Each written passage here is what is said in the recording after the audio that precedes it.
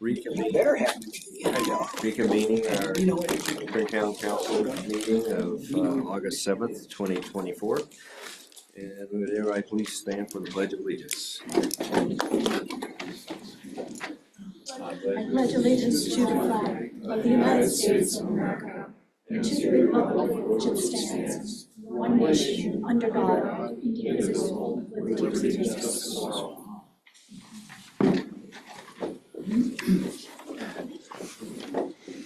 Okay, the time is now 5:37. We have just adjourned from executive session, and the participants in that executive session were Jesse Kanakis, Ryan Rodine, Lynn Feiger, Eric Gotthelf, myself, and Tom Priest, who is zooming in from Africa. And for the record, any person who participated in the executive session believes that any substantial discussion of any matters not included in the motion to go into executive session occurred during the executive session, or that any improper action occurred during the executive session in violation of the open meetings law. I would ask that you state your concerns for the record. Hearing none, I will also add Town Attorney Mike Sawyer and Michelle Mateer, and also Attorney Rob Marsh were also in the executive session. And just as a point of order, the topics of discussion were matters involving litigation of a quiet title matter on the Eagle River, and matters regarding legal advice about the implementation of the settlement agreement with Battle Mountain. Like he said. Okay. So next on the agenda is the consent agenda, which are normal items that don't necessarily need discussion unless there's anyone on council that wishes to pull an item. I'll make a motion to approve the consent agenda as presented. Second. Motion by Gusty, second by Eric. All in favor? Aye. Opposed? Next is our regular agenda approval. Do we have anything to change, amend? No changes tonight. I will make note that we did add an item over 24 hours ago to add the resolution extending the Battle North diligence period. On the agenda? It's on the agenda now. Oh, is it already? I just wanted to make for transparency purposes. Okay, thank you. At this point, I want to see if we have, does anybody on the board have need to declare a conflict of interest on any agenda item on tap tonight? Before that, I will approve the regular agenda. Make a motion to approve it. I'll second that. Motion by Eric, second by Dusty. All in favor? Aye. Opposed? And next section is for the public who, if there's anyone out there that wants to address the council on any issue that is not on the agenda, this is your time to come up to the microphone. Go ahead, Shelley. Shelley Bell, 470 Pine Street. While I recognize you guys are talking about historic preservation on two specific applications this evening, I just wanted to express my frustration that the continued conversation regarding changing the historic preservation ordinance is not on this. This is having a huge impact on our ability to answer questions to any potential buyers for our properties. And significant delays are not helping anyone. So I just wanted to express that.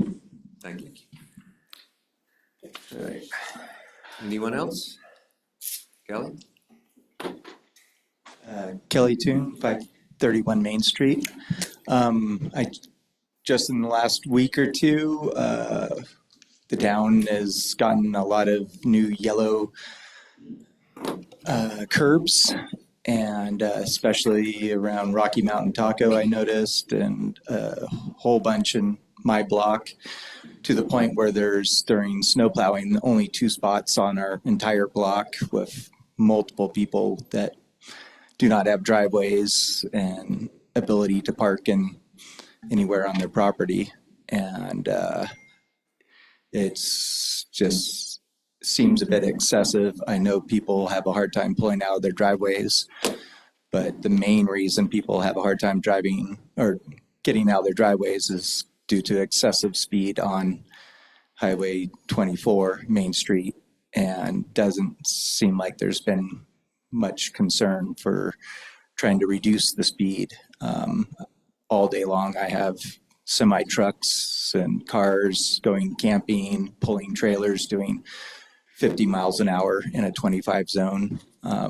Maybe twice a year do I see a police officer on my block, or anywhere from 500 to 1,000 block neighborhood. 90% of the time I see the police officers protecting Dow Junction,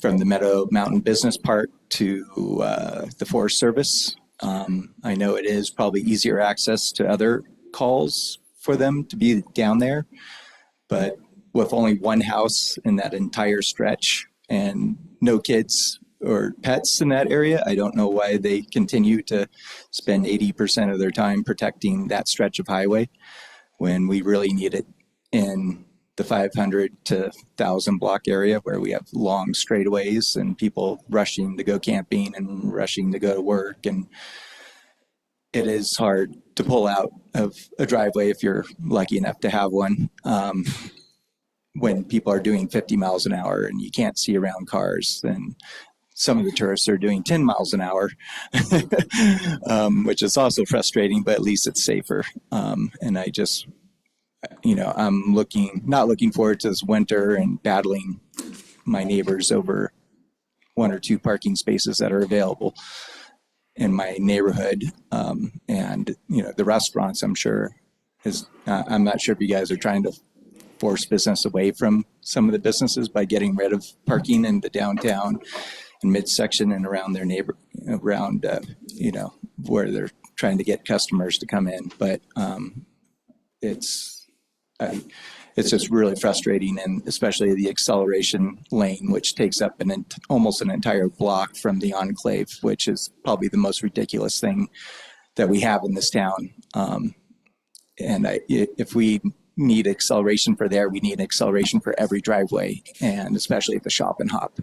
So we might as well get rid of all parking throughout the downtown area and just have it in the whole area an acceleration zone and raise our speed limit up to 50 miles an hour throughout town, if that's what CDOT wants. But it's not what I want, and it's not what my neighbors want. So it's just every year we keep losing parking spaces and we keep getting more need. And if you want to increase the density of the town, which I keep hearing, getting rid of parking spaces is not ideal for that. So I don't know, I don't know where I'm going to be able to park next year. So I might need some of you to tell me where to park, and I don't really anticipate parking in the municipal lot 5.5 blocks away from my house, which seems kind of ridiculous, and then having to move it every 24 hours. Thank you.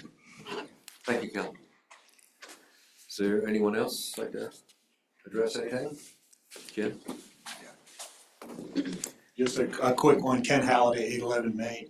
I wish we would consider a crosswalk right there at Cemetery Road. There's just so much traffic across there. And man, I see people dodging trucks and cars and stuff, and we have to do it. And so on behalf of all of those folks and my family, I wish we'd consider that. Thank you. We tried. Oh, really? Have we? CDOT has more control over it than we do. We do Okay. request things and all of that kind of thing. Well, I appreciate that we tried. Thanks. And I'll hopefully pass we're that hoping, the reason the extra yellow is to give us the ability to see down the road enough to where we can pull out safely onto the highway. And also, the bulb outs will also narrow the road. And it's one of the best ways to slow traffic down is narrowing the road. So we're hoping that will have some effect as well. So anyway, I forgot, Jay, is there anyone out there for public speaking? Sorry, I couldn't get the button to click. No, sir, there is not. Thank you. Okay, next is council comments and committee reports. I don't have any committee report, but I'd like to thank whoever came up with the sign and distributed them all over town. Hope everybody looks at them and takes it to heart with their trash, so it protects the bears. So thank you. Thank you, Gussie. Brian? Seems timely. I do have not a committee-related update, but I do spend a lot of my free time and time related with council stirring the pot with CDOT. I have repeatedly in town council meetings, I think, repeated my kind of dissatisfaction with how they manage this road. And I do have a 1-year-old and a 5-year-old who ride bikes to go over to the playground and the bike park and walk across, and that's an absolutely terrifying experience for me. And I write Google my name in the mail daily. You'll see letters to the editor in there, not on behalf of council, on behalf of a private citizen. And also we have made some recent just progress talking to our local representatives, and Michelle has been involved, and we are trying to get our state representatives to lead yet another meeting with maybe a different CDOT representative and try to really get them to understand what these small towns across Colorado are facing when you have a roadway that bisects your town and we are not allowed to do anything to it. If I could, I would go out there and paint the crosswalk and dump a bunch of cement and make a raised sidewalk tomorrow. But it's not how it works. I know, maybe. That is the different way. So we are absolute, like, we're not paying lip service to that. Like that's one thing that we see in the feedback from the community survey is super important, and it's something that we're all super passionate about and are absolutely fighting for that. Okay, Lynn? Yeah, I represented Minturn in front of 2 different organizations. The first one was the Eagle County Wildlife Conservation District, and basically at their meeting they were just focusing on coordinating different wildlife agencies and especially their disparate mapping of wildlife. The other meeting I attended was with the Vail Health Community Outreach, and there were a lot of people in attendance at that meeting, and people discussed the positives of Vail Health being facilities, involvement with the schools and community. They also discussed some negatives concerning quality of care, particularly with respect to the integration of Colorado Mountain Medical and Vail Health, the hospital, and with regard to staffing and patient scheduling issues. Thank you, Lynn. Aaron? Yeah, a couple of committee updates. Eagle County Housing and Development Authority, attended that one, I believe, last week, and there was some kind of cool news in the works about additional funding for any county residents who want to add an ADU to their property and being able to apply for additional loans at very, very low interest rates. So some cool things that the Housing Authority are working on to help bring more locals into the county and towns in general. So good news there. Also, Climate Action Collaborative and Net Zero Roadmap. Things are kind of moving along steadily over there, and just, you know, good news for hopefully better building codes and more, just being more aware of the climate and our impact on all of the above. So more to come on that. Thank you, Eric. And I have nothing this evening, so we'll move on to staff reports.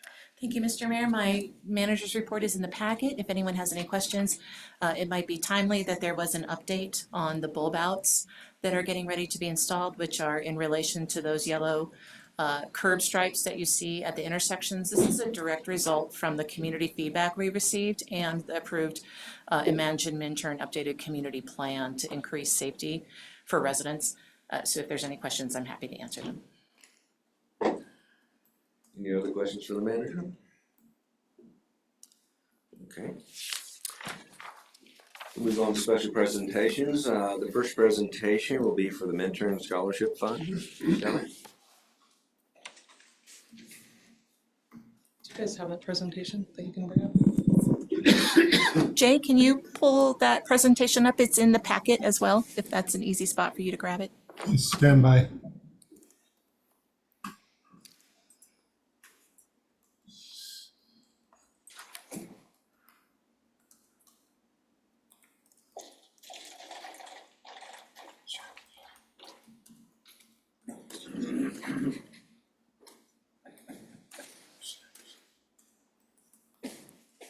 We good?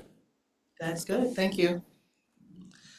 Shelley Bell, 470 Pine Street. I'm also the current president of the Minturn Scholarship Fund Board. In 2009, through the annexation process with Battle Mountain, $350,000 was set aside for Minturn residents to further their education. Can you go to the next slide? How this was divided was $50,000 for Colorado Mountain College. Any resident of Minturn can apply to Colorado Mountain College and be eligible for $1,500 annually for a scholarship. And a room was also named for the town when we made that endowment contribution at their new school in Edwards. This can be used for online or in-person classes as well, but does have to be really through the Eagle Valley campus in order to qualify for the scholarship.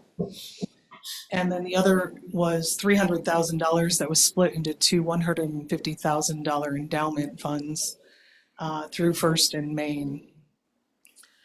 Go ahead to the next one. The endowment funds were set up under two council names. Jerry Baumgartner, who actually suggested the scholarship, and that was decided because he was the oldest member. And the other one is under my name, and that was because at the time I was the youngest member of council. So the goal was to only pull from one endowment until one ran out and then go into the second endowment. To be eligible for a scholarship, Minturn residents, and this is not just high school students, this is any resident of Minturn that wants to further their education or obtain a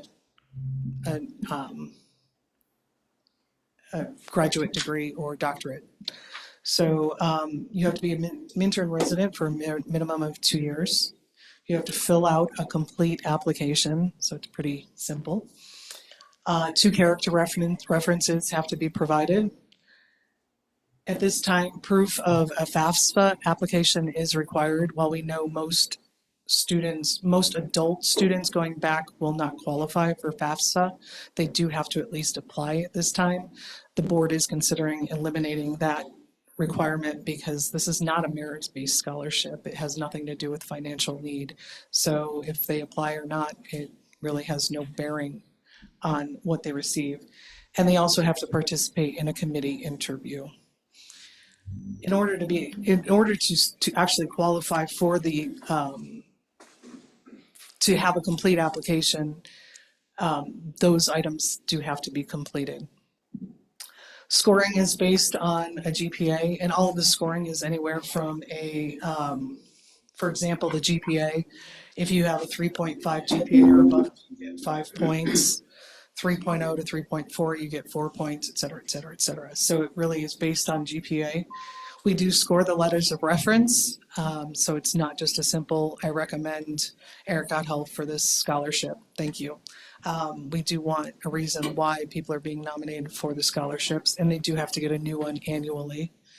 Extracurricular activities, what else are they involved in? What do they spend their time doing? And it doesn't have to all be volunteer work or anything like that. I mean, we have kids that were athletes that spent, more time training for their athletic events than they did going to school, but they still managed to have above a 3.5 GPA. So it's pretty amazing what a lot of these kids have done over the past years. And then the committee interview. So the more interactive and quality answers that we do receive from the students may impact all of the references of the reference letters, the extracurricular activities, because they get the opportunity to explain a little bit more about what they're doing, can change their scoring during the committee interview. If they fail to attend the committee interview, they are completely negated from receiving an application. We have had too many students that said, I'm gonna go kayaking instead of attend this. So obviously the money wasn't that important to them. Go ahead. So we've actually been providing funding through the scholarship since 2015. While the endowments were established in 2009, we actually didn't have access to these funds until 2012 when the annexation agreement was renegotiated with Battle Mountain. And then it took some time to actually set up the committee, the 401c, all of that. So we started actually handing out money in 2015. I think if I remember correctly, there might have been 3 students in that 2015, but I'm not positive. I don't have the scorecards in my record. You can see that in most years, we do have students that were eliminated from eligibility prior to actually the committee interviews, primarily because they didn't complete the application or provide a piece of documentation. Proof of residency, number 1, you do have to show you lived here. So we're not giving it to everyone. So the most applicants we've had was in 2023. We had 10 applicants and we approved 9 scholarships for that. In 2024, we had 8 applicants and all 8 received funding. In 2023, we started pulling money from the second endowment, and we get approximately $6,700 from the first endowment annually. And in 2023, because we had so many more kids, we asked for $2,000 from the endowment under my name in order to be able to provide more for the kids than less, which is what we would have ended up doing.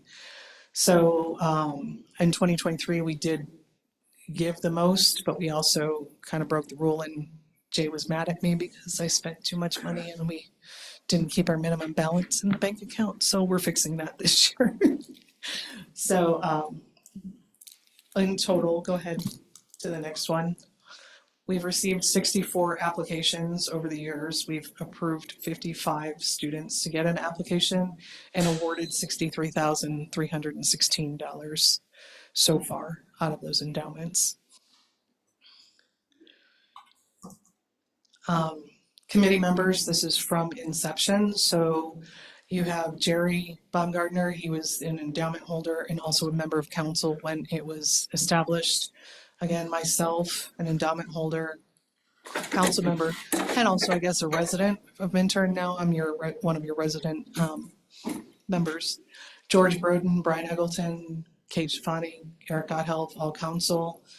Cliff Thompson, Tim McGuire, and Mary Purdue have all represented the Battle Mountain Corporation. We are required to have at least 1 member of Battle Mountain on that committee at all times. Mike Martinez, Jill Kanakis, Stephanie Gallegos, Jim White, Stephanie are all residents. Jim White and Michelle are both town staff, and they're actually non-voting members of the committee, but they do get to participate in all of the grading and awarding and interviews. And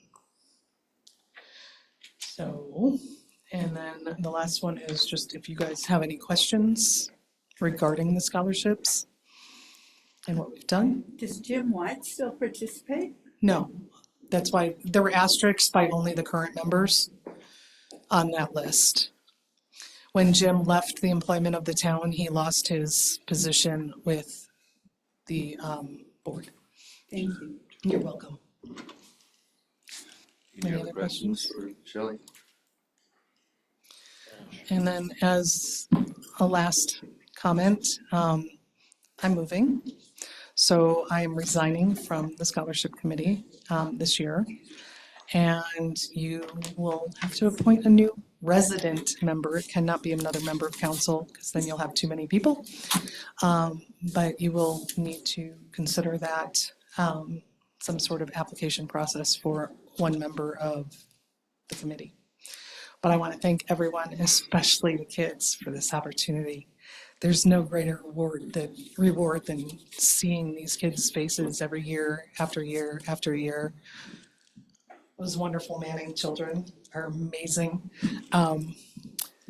To be able to give these kids the money, it's the most rewarding committee that anyone can be part of. So I want to thank you for your support over the years. Thank you, Shelley, Thank for your you. service. Thanks for all the help on that, the work on that. What's that? Thanks for all your work on that too. Absolutely, and I will forward all of the formulas for those that need to plan it next year. So thanks. Awesome. Okay.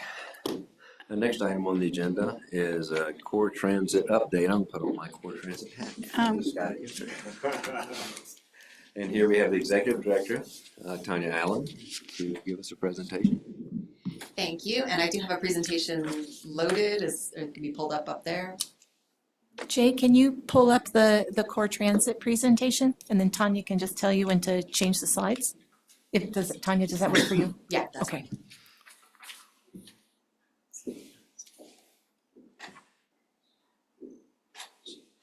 While we're waiting for Jay to do that, I forgot to mention in my manager's report, a congratulations to Jay as he's getting married on Friday.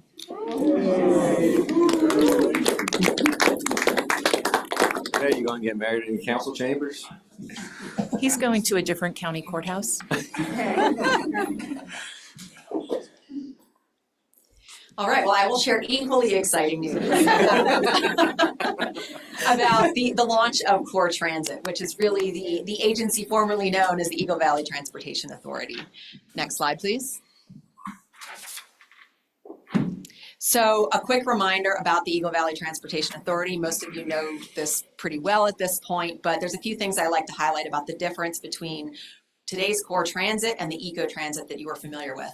The most important one is that Core Transit is a regional body that is made up of 7 different jurisdictions, including Minturn.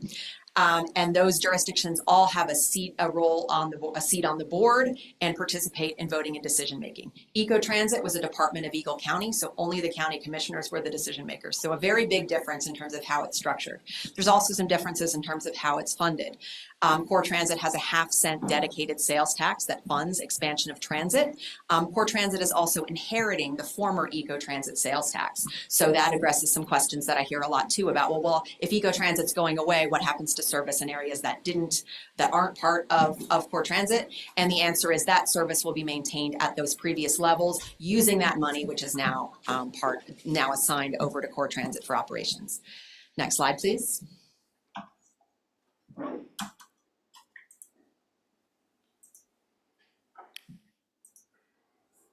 There we go.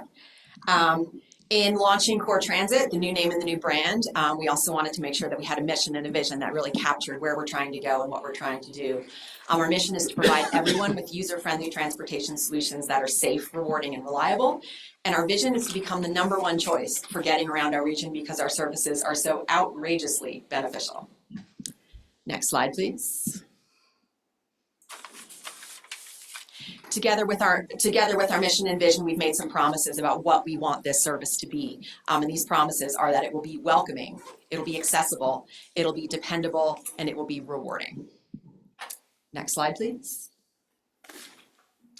So between the time the Eagle Valley Transportation Authority ballot initiative was passed in late 2022 and 2023, a lot of work has been done behind the scenes to get things up and running. This is just a small list of everything that we've been involved with. It includes everything from that first step of seating the board of directors to developing a strategic plan and implementing some of the financial, IT, human resources, other aspects of that an organization needs. Next slide, please.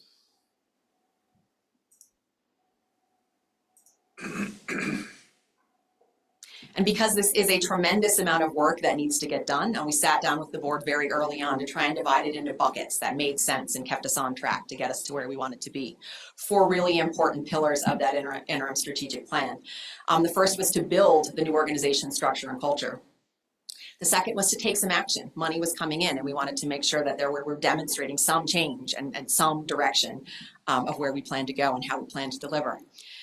there's the need to plan for the region's future. The ballot initiative was in many ways quite vague. There are some things in it, but there's still a lot more that needs to be thought about. It needs to be done. So making sure that we're not losing sight of that in that rush to get some things done very early, so planning for the future. And then finally, last but certainly not least, is transitioning Ecotransit's operations. As I mentioned, Core Transit inherits Ecotransit, and so that means bringing all of that assets, people, equipment over, figuring out how to integrate those systems and bring them together. Next slide, please. So what have we been doing? So this is in that bucket number 1 of building organizational structure and culture. We really tried to focus on what should this thing be, and one of the things we really felt was very important about culture was to make sure that this was transit-centric. You know, the real opportunity here is to be an organization that's sole mission is transit and transportation. It's not a county that has a million different other things to be thinking about. So we wanted to build our systems around that. And we wanted to also embrace the growth mindset, positive attitudes, and system focus that would allow us to really innovate, be forward-thinking, and move forward. And this all translated into some of the employee benefits that we've created and come up with. And I want to thank your mayor for his participation on our personnel committee that was really instrumental in helping us work through a lot of these things. But you can see here we tried to be, again, very innovative, forward-thinking, really reward employees and build an organization that people want to join, grow in, stay with. And that includes things like a generous retirement program, comprehensive health insurance, and 4 weeks paid time off accrual for employees really right from the beginning. Next slide, please. On that second element of service improvements, these are some of the things that we've put into place immediately with some of the funds that have become available. We did launch a fare-free pilot in last winter season on our Vail Beaver Creek Express, and I'll give a couple of quick details about that I think are pretty interesting. We did increase frequency on some of our other routes and reduce those system fares. And then, of course, this year, this spring season, we rolled into our broader fare-free service zone, bringing in Minturn as well as stretching that fare-free service zone all the way from Eagle to Vail through Minturn. And overall, just these service improvements, we've seen about a 20% overall growth in system ridership just between last year and this year. Next slide, please. And this is just a quick highlight if you aren't familiar with the current Minturn schedule. We're still working to get hourly service for the entire day, but we've got a little bit more on there that is there. It's available and it's free, and I encourage you, if you haven't ridden it or if you haven't really been familiar with it, it is up on those schedules are available at coretransit.org. Next slide, please. So very quickly, one of the service enhancements I do want to talk about, because I think it kind of speaks to the kinds of things we're going to be trying and we're going to be looking at to really expand transit ridership in the area, was this fare-free pilot that we launched in the winter of last year. Just to give you a little bit of a sense, you know, one of the struggles that we were going to have with trying to expand service quickly was a lack of equipment and a lack of employees and a lack of places to house those employees. So we thought perhaps we would experiment a little bit and try and use some contract service to test some ideas about what service would be useful. And we had this underperforming express route that connected Vail and Beaver Creek through Avon Station that we thought we could really break out of our system and try to run a little differently to see what would happen. We got a little bit of a blowback on that because people said, why are you doing this for tourists when this was something we voted for locals? But we believed that this had a function in the system and we wanted to test some things. We expanded the hours and frequency of this route and we wound up carrying over 160,000 riders versus 11,187 riders on the same route the previous year. Slightly unfair comparison, very eye-popping increase, true number, and I put it in there for a reason. You know, we did increase both the frequency and the span of hours, so it's not a directly fair comparison, but it really does show just there was an appetite for more service there. And when we thought about delivering it differently, providing it differently, we really saw a response and we saw new riders getting on the system. Next slide, please. And because we did get kind of that blowback, we wanted to make sure we were getting who we thought we were getting. So we did some customer surveys and we were really excited to find that we found just a breakdown, really, a pretty even breakdown between full-time Eagle County residents using this service, seasonal and part-time residents using this service, and visitors and tourists using this service. We also saw a pretty even split, almost a third of each, for work, people using it to get to and from work, people using it to get to and from recreation. and people using it to get to and from socialization, shopping, dining, other types of things. So really excited about that. You know, it was an experiment for this season. It's the kind of thing we'll continue to build on. But again, shows that when we're putting transit out in the community, there's an appetite for some things we haven't been able to do, that these new resources are really going to enable us to do better. Next slide, please. So next up, we just finished the official Ecotransit handover. That was our priority number 4. As of August 4th, Core Transit is running those Ecotransit vehicles. There's still some cleaning up around the edges we have to do, but those employees are ours, those vehicles are ours, those routes and that equipment are ours, and we're starting to take ownership of that and work and run and work to improve things. We've also launched our 10-year transit development and capital plan process. That was that priority number 3 about planning. Again, part of what we don't want to just tinker around the edges of a system built years ago.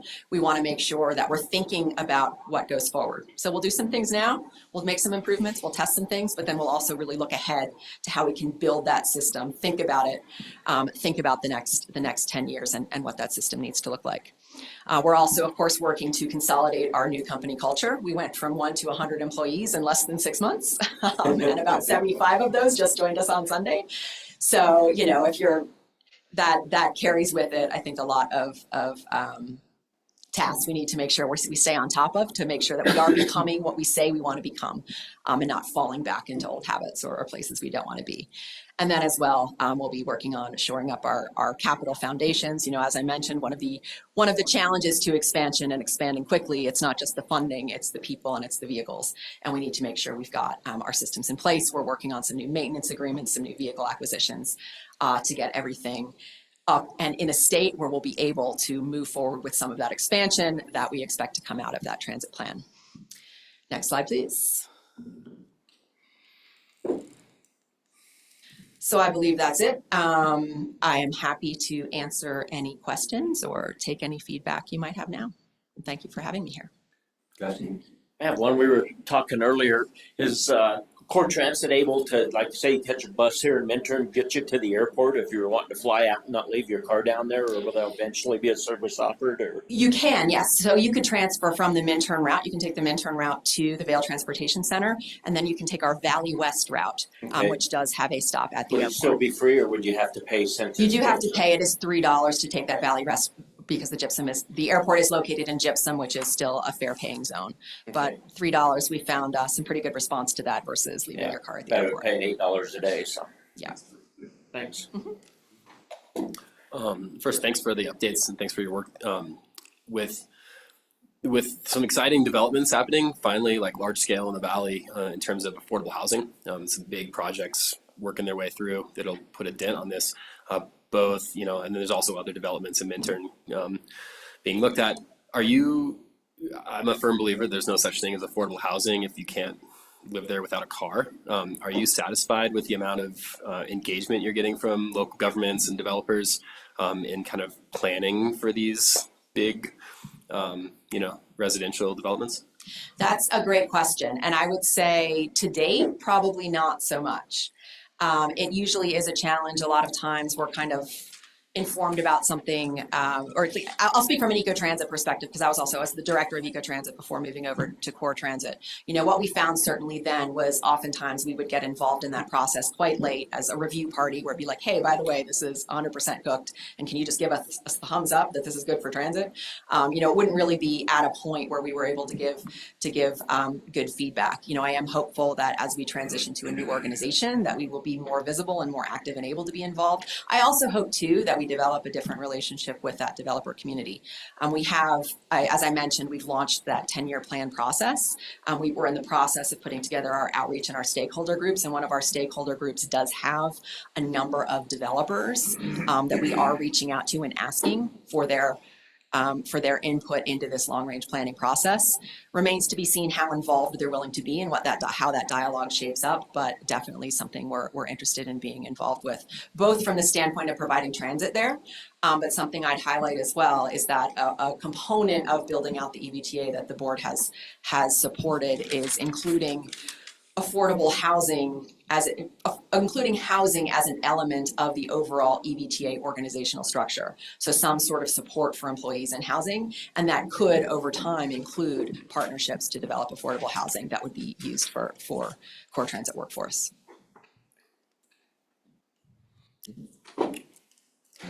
Questions?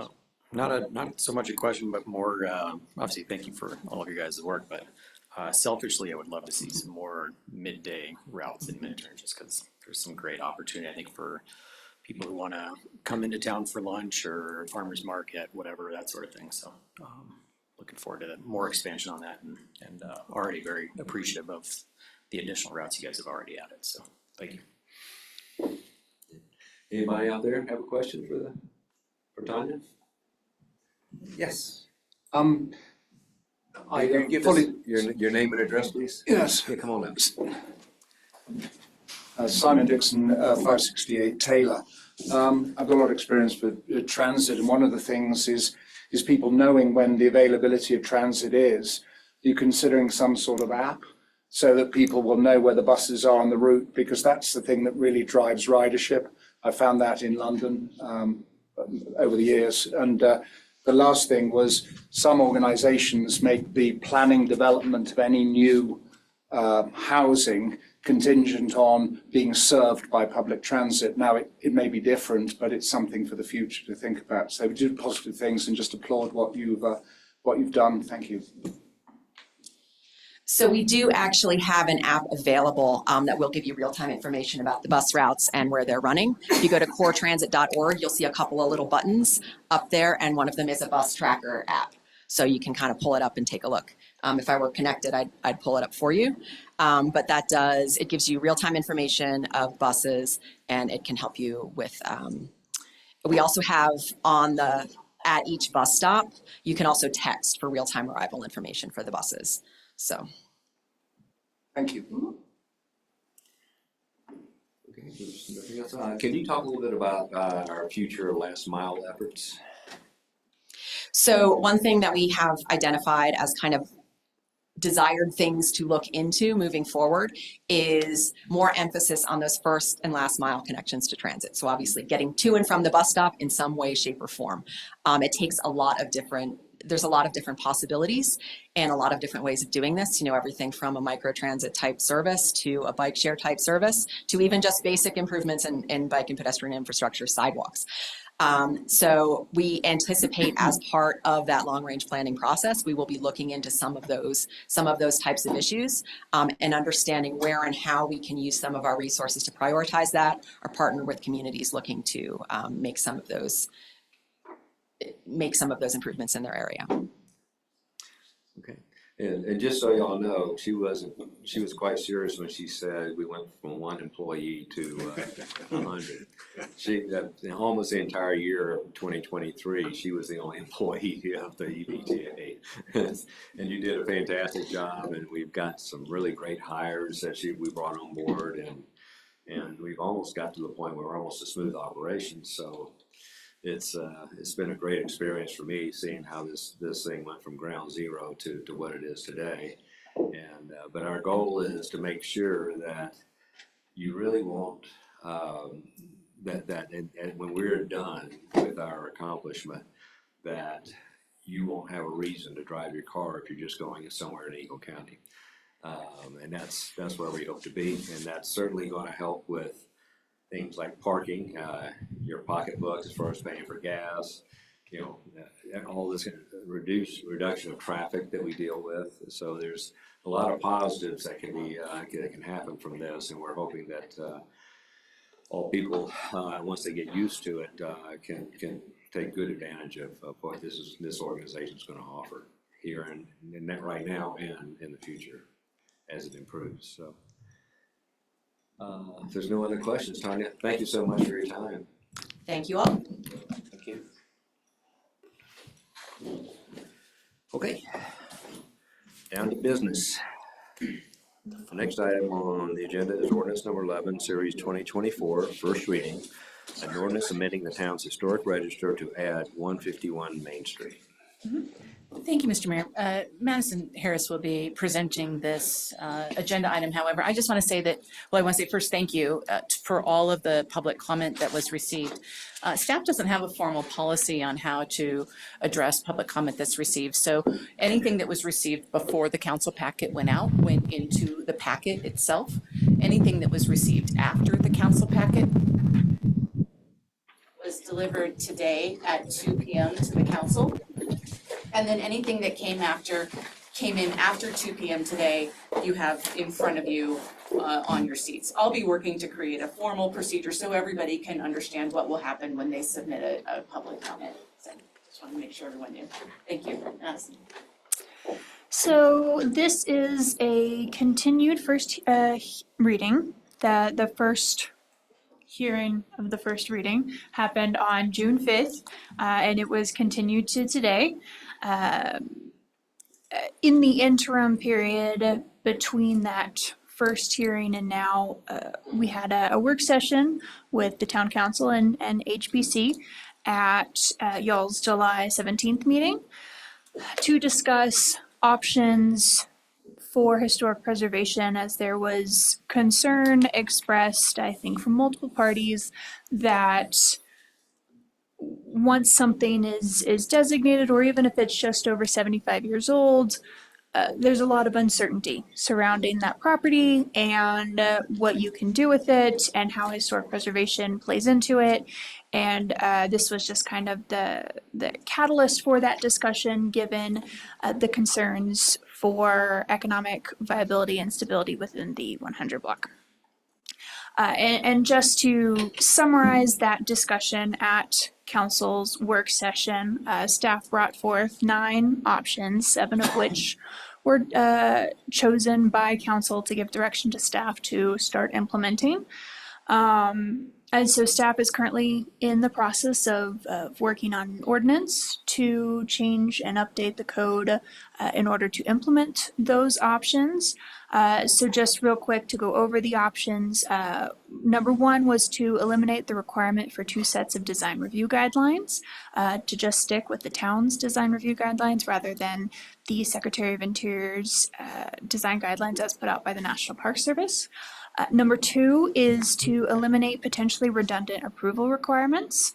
Number 3, to allow for historically designated structures in the downtown corridor to have the immediate ability to function as short-term rentals on all floors. Currently, no residential is allowed on the first floor within the 100 block, and so this would allow, essentially act as kind of an incentive for historic preservation. Option 4 is to encourage historic preservation reinvestment as part of the Downtown Development Authority Operations Plan. Option 5, require a minimum of 2 nominators for a structure to be nominated for historic designation. Number 6 is to create a process whereby property owners can determine if their structure would be historically designated without necessarily supporting such a designation. And number 7, to allow residential in the downtown character area on the back 50% ground floor of historically designated commercial buildings to create live-work opportunities. Again, as I said, currently no residential is allowed on the first floor within the 100 block, and so this is, again, would act as more of an incentive for historically designated properties. I went through the staff report for 151 Main at the last hearing. However, I can go through that again if you would so like, given that it's been a couple months. Just whatever y'all would like to do. Doesn't matter. I don't. I think Okay. As Michelle mentioned, we have received extensive public comment, both for and against the historic designation of 151 Main. There was additional comments sent out this morning or this afternoon received, and so it is now kind of up to y'all to make the decision whether or not to designate 151 Main. I'm just wondering if everyone in the audience is familiar with the staff recommendations with respect to these properties. And I'm wondering if it might make sense to ask the audience if they are interested in hearing them tonight again. I think if you as a council person think it would be helpful to go through that, just Madison can do that. I think it would be helpful, yes. Okay. So just at kind of a high level item, staff is the one who submitted this nomination application for 151 Main. That was taken to Historic Preservation at their meeting in May, I believe, and received a unanimous recommendation of approval to the town council for designation. So we had, our staff had submitted the application under the criteria of connection with persons significant in history, given that it used to be owned by the Nelsons, who are an instrumental family within town. Distinctive characteristics of a type, period, method of construction or artisan, and geographic importance, given that it is located within the 100 block and helps with our cute identity of town. And so that's a very high level overview of staff's recommendation without, reading word for word what was in the staff report. And for those of you all out there, from the comments we were getting, the comments we got were very well educated on the issue. But if you're just wondering what this is all about, if you haven't had the time to dive into this, when we did the Historic Preservation Commission, when we formed that, we knew this was going to be a process going forward. So we established, we hired consultants, and we established a first go at this. Was it two years ago? And we sat back and saw what was happening.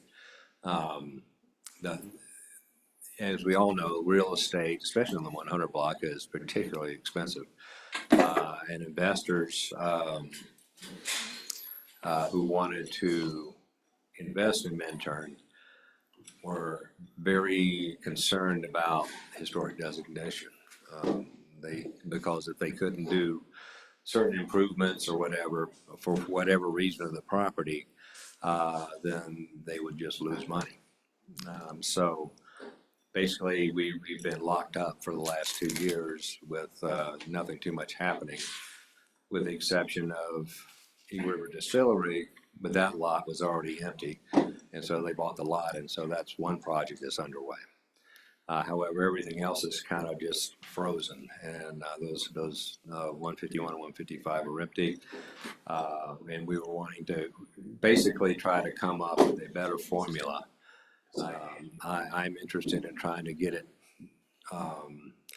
well, this is what we came up with. These options we're offering allow the ability of a developer or a business owner who wants to do business in turn to have a capability of making a profit, making it a good investment for them, without being restricted to just what's there. And so it's important that we allow this to move forward, but there's a chance that we can very well attract the investment and still maintain certain historic areas, and build around it, build behind it, whatever it is that allows them to flourish in our town and allows our unique look to be maintained as well. So that's kind of what I've been working on, and I think most council is trying to figure that out, and this is part of our process. And so with that, I'd like to hear from council if there's anything you all want to add to that. I'd like to just ask a question on this one. Has the owner been contacted on this one? Are they okay with it being designated historical, in the preservation district or being part of it? This one is Tom, right? Yes. Yeah, Marco. That would be Marco. Oh, I'm sorry, Marco, yes. Jay, is Marco online by any chance? He's in Italy right now. I don't see him. Okay. I wasn't sure if he was on Zoom in or not. Okay. Marco did attend the Historic Preservation Commission meeting, and he did not seem opposed to it. He had stated that he had previously owned a historic structure in Italy before, so he was fairly familiar with this in general process. Obviously, there's differences between Italy's jurisdiction and Minturn's jurisdiction, but he did not seem opposed to it. Okay, this probably just doesn't pertain to these two parcel or properties, but I think down the road, we really need to look at something that, say it gets nominated this year, 20 years down the road, it's fallen down, and it's still nominated historical, a way to actually replace it with something that's like it. If it's nominated historic, you should still have the character to it, but not necessarily have the same building there. But you know, that's something down the road for us to look at. I just haven't found anything showing that we have a process for that. We do have maintenance requirements for historically designated properties.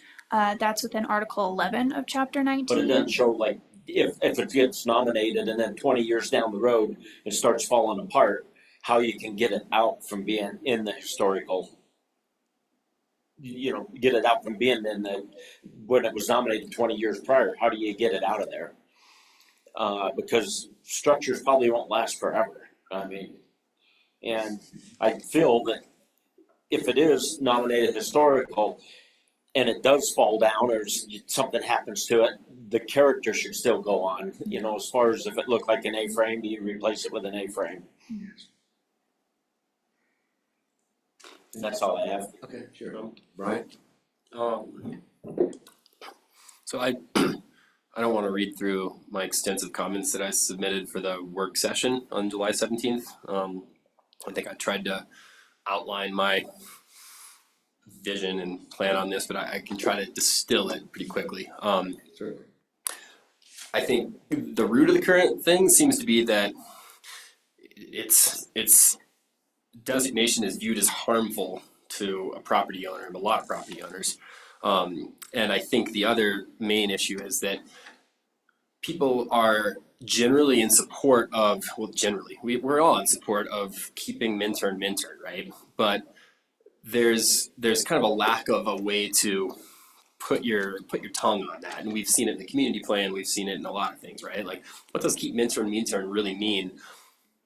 I tend to see things from a kind of point of view of like everything's impermanent and we should welcome change and guide it to where we're trying to go as a community. I also see historic value it's a combination of things. It's a, you know, it's use, it's traditions in the community. There's a lot of things that go into kind of a value of a property and how a town is done.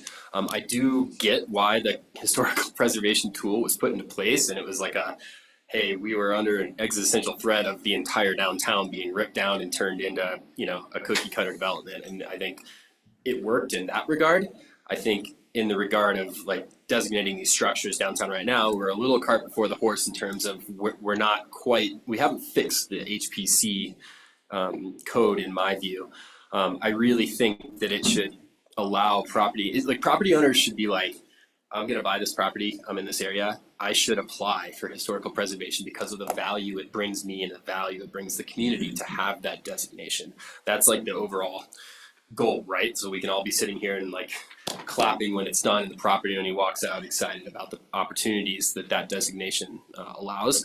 I don't think we're there yet.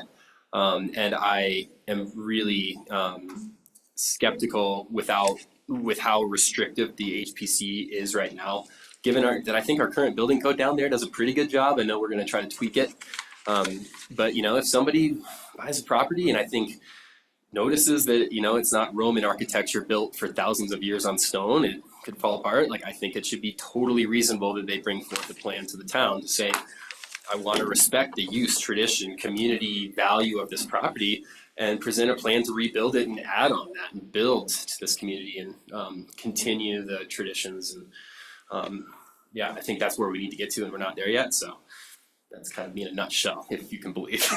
Please read my full comments that I put in the work session. I am coming from a different place. I think there's a great deal of misapprehension about what historic designation means. And I think that might be the root cause of a lot of the problems we're having tonight and have been having with respect to designating 151 and 155 Main Street. Let me start by saying that I have restored historic properties that were, quote, falling apart. I've owned historic properties. And historic designation does not mean that you can't touch the property, or that you can't fix the property up, or that you can't add a big addition in back that is consistent with good architecture and the building in front. It doesn't mean any of those things, but people are terrified that somehow historic designation is going to mean that they can't do anything to fix up a piece of property, or that doing it or make that piece of property more livable, or bring it up to today's standards. That none of that would be permitted. And that's simply not true, and it certainly doesn't reflect my experience as the owner of historic property. I actually owned together with Woody, the most historic, oldest house in central Denver. So I think we need to be patient here and let the process work its way through. We need to allow everyone to see what happens when homes are designated as historic and what that actually means when they try to fix it up or change the use of it. I don't think it's frozen now. I know there's a lot of uncertainty because people don't understand that much about historic designation, and it's a new idea here in town. But the process is winding its way through. And in fact, in town, we have relatively few historic buildings. It just so happens that the two most historic buildings that most contribute to the character of the town are, in my opinion, 151 Main Street and 155 Main Street. I think it's a good thing that we are considering these other proposals that should be coming up, in the next meeting Are you or talking? soon? Well, That will clarify and perhaps relieve people's anxiety about the historic designation process. But I think the other thing that we can't overlook is that the original historic buildings, of which there are very few in Minturn, add tremendous value to this town. It's not short-term value necessarily, but it's long-term value. And they're responsible for the charm of the town. They're responsible for the reason why a lot of people are willing to turn off I-70 and drive the 2 miles out of their way to come here and to shop in our community and to eat in our restaurants. And that you cannot recreate that with new buildings. So I think it behooves us to be very careful about this issue, to consider that in all the community surveys, one of the most important value that has come out is to keep Minturn, and to give the Historic Preservation Commission a chance to function. And I think we should also hear tonight from the Historic Preservation Commission about what the designation really does mean. And I think that might be helpful for people as well. thank you, Ray. Eric? Nothing to add, just yield my time to the public. I agree with a lot of Lynn said, and I think Brian's got some thoughtful ideas as well. I do, like I say, this has been a process, and it's probably going to continue for a little while longer till we get it right. But this, I feel like the options that council approved at the work session will get traction with builders and developers that want to invest in our town. That said, do you know if Tom who owns 155 is online? Jay, is Tom Warren on Zoom? Yes, he is. Hold on just a second. Should we wait and address that at the next ordinance? I'd rather ask get this in first. Tom, can you hear me? He's coming on. Okay. I don't know if you wanted to speak, Tom, but if you'd like to have something to say, I'd appreciate it.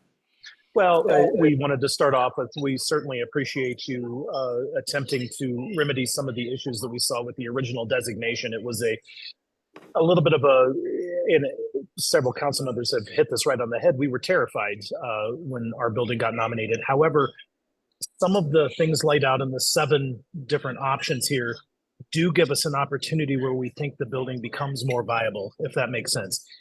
The historical designation without the ability to do any type of residential or anything like that, it simply is not a viable property.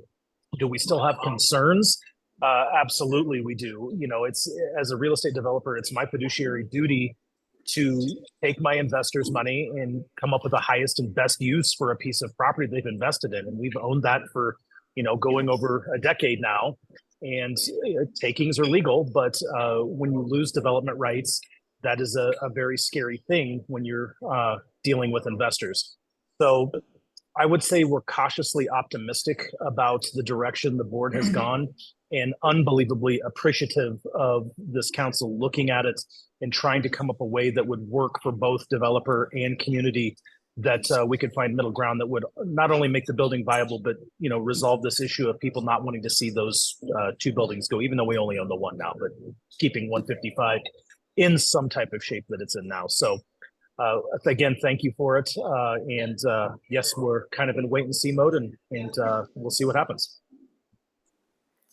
Thank you, Tom. I appreciate your input, and we'll look forward to some discussions with y'all to see what you can end up with as a project under the new regs if they're approved. Thank you. Open this up to a public hearing. I will now. Hey, Earl, you have one other Tom that still needs to talk. I'm sorry. I forgot you over in Africa. You won't in another 2 weeks, bud. So I'm in general agreement with this, with one key disagreement, and that is the fact that, yes, these buildings are certainly historic in nature. However, we are putting additional restrictions on them because they are in the 100 block.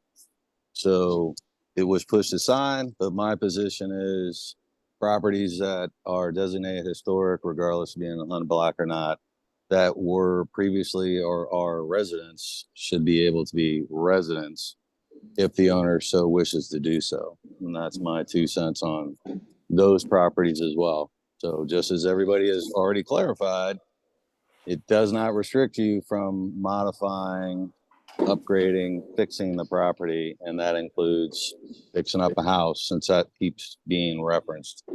So my position is these were residents before. That's why they're historic.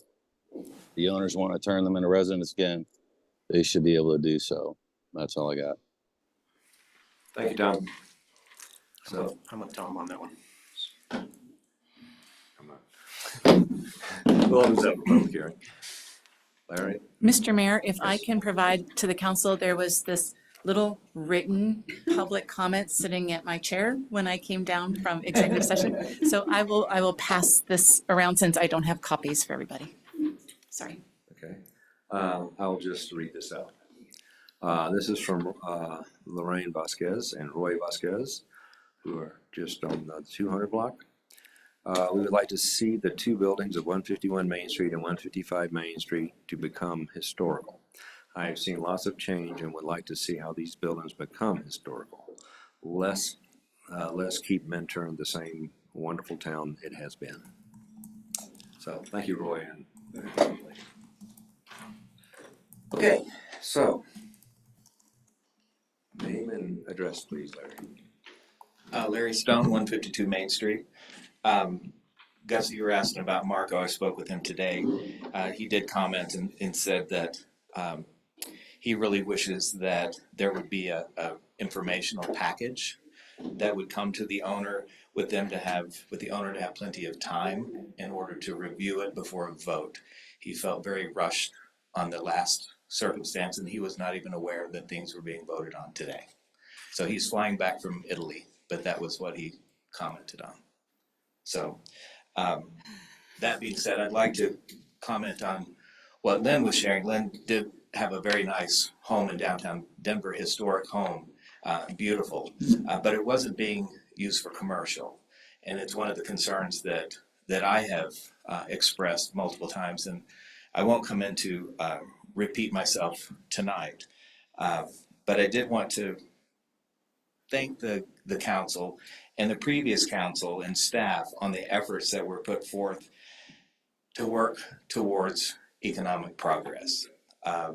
Jane and I have had a business in this town for over 30 years, and it has been challenging. We've seen many businesses come and go out of this town. Operating a small business is very hard. The building that we're talking about, 151, has been empty for 2 years, owned by a businessman who knows how to operate business. And he can't figure out what in the world he's going to do because he doesn't have housing. So some of these changes that were discussed in the joint session, I think are great. One of those, I forget which number it was, where you're allowing 50% development on the backside. I think we're being restrictive by not allowing it on the side. Why just on the back? And I say that because my partner Jane will take over Helen's house at 152 Main Street. She's a very creative person, and she will probably want to build something on the Agora space. She has a great vision of what she wants to do. She and I both are too old to be putting that thing up and down every year. So she probably wants to put something more permanent up there that would function in the same way. So if your restrictions are to not be able to add on anything on the side, that's going to be a problem for that particular house. So I'm not sure why we're looking at behind a property as opposed to any other portion of the property. I did want to express that having incentives, which is what we came up with the joint session, is very valuable, and I think we heard from Tom that that is helpful.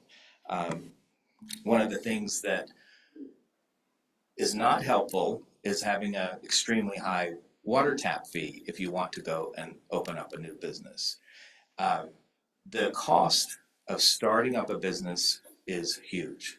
So on some of these small buildings, from an investor point of view, unlike residential, which has a highly elevated equity, commercial is restricted because you have to have a viable business that can operate in there, and that's going to be driven by your rent rate. So if a restaurant, for example, is pushing higher than 10%, they're really going to struggle. So where that building, I think, with Marco's is $5,000 a month is what he needs to collect in rent. So imagine what you would have to do. I don't know that you could sell ice cream out of there and generate enough money to make that covered. So we have forced 100 block to be commercial, and I think that's great. We have taken out some of the parking restrictions. That's great.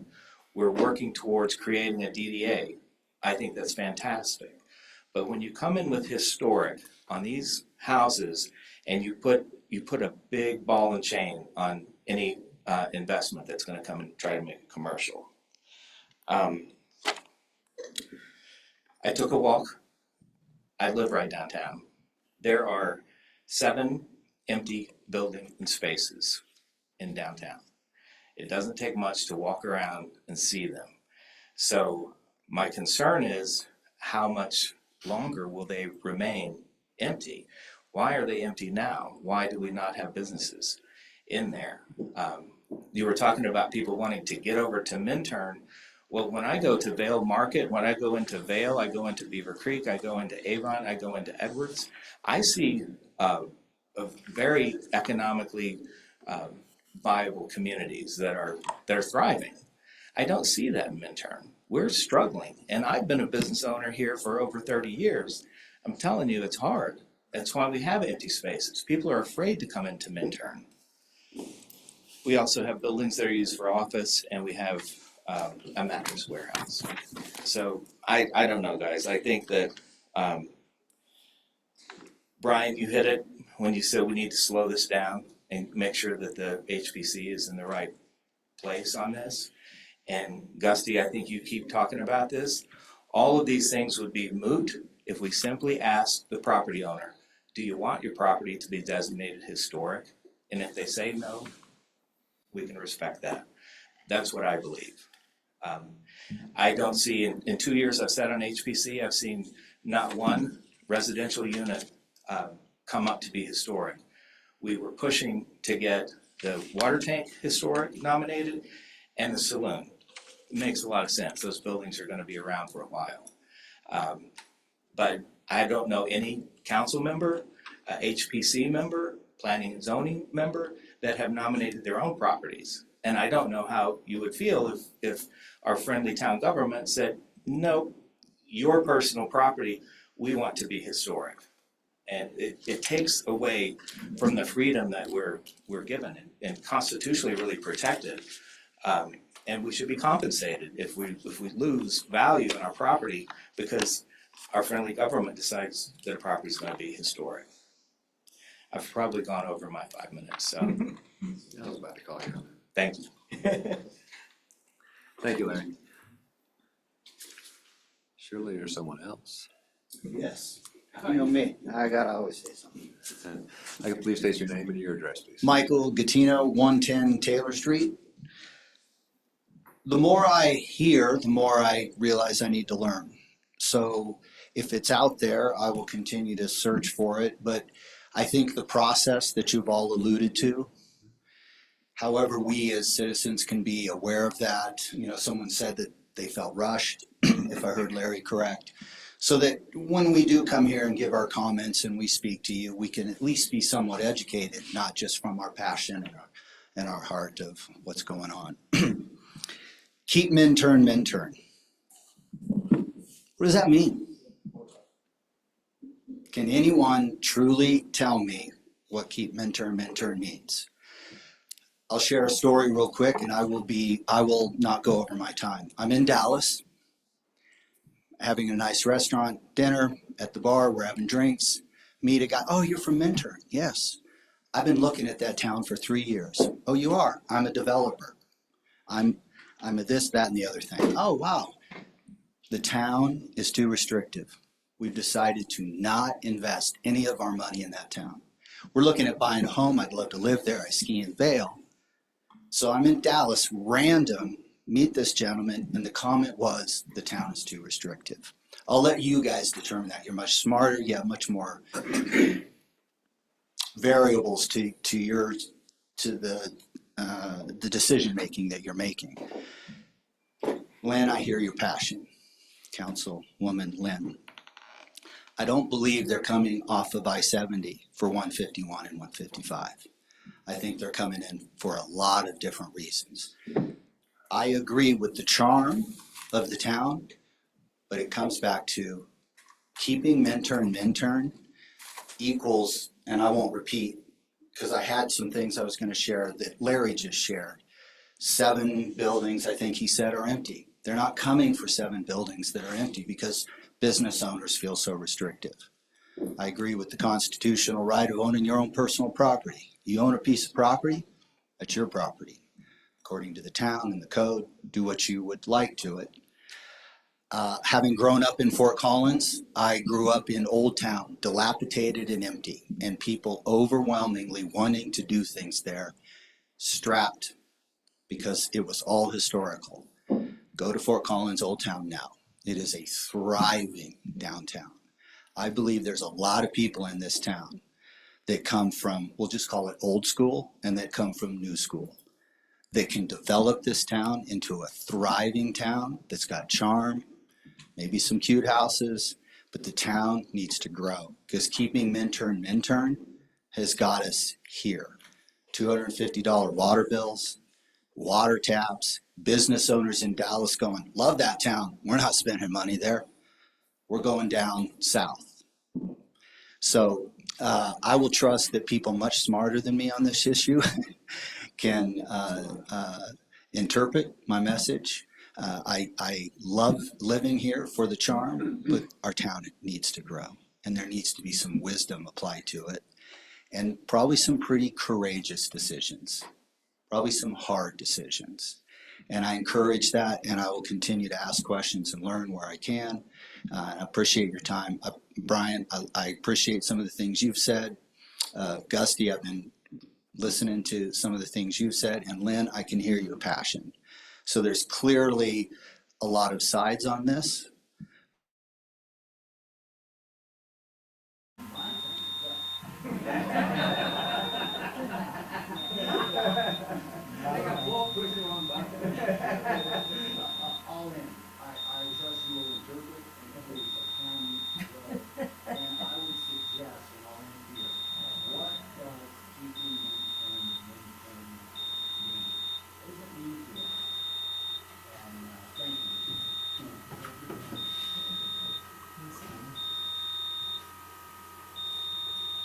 Excuse me, can you guys hear me down there? There's no power. Why do you think that We've lost the feed here audio wise. We still have video, but no audio. If I could see them, now everything just blasted out. We just lost everything. We're gonna have to pause the meeting.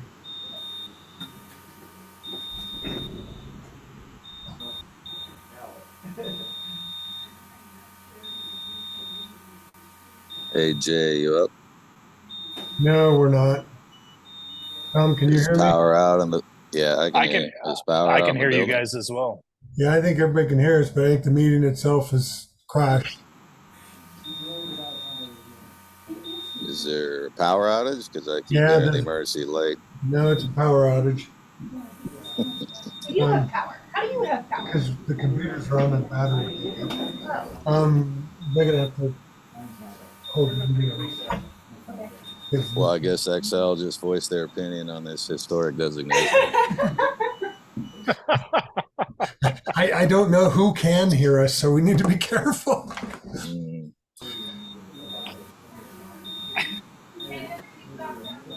I can hear you. Tom, can you see me, Tom Warren? Yes, I can see you and hear you perfectly fine, but there's very strange audio and beeping in the background. Right, it's the alarm system, because it's when the power goes out, it does that. Yeah. And the way it went out, I think we might have a longer term problem.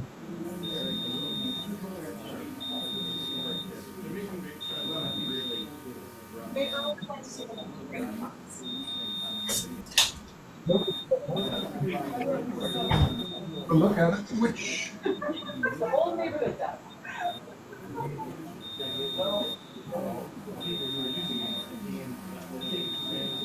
Seems to me we need to upgrade some infrastructure.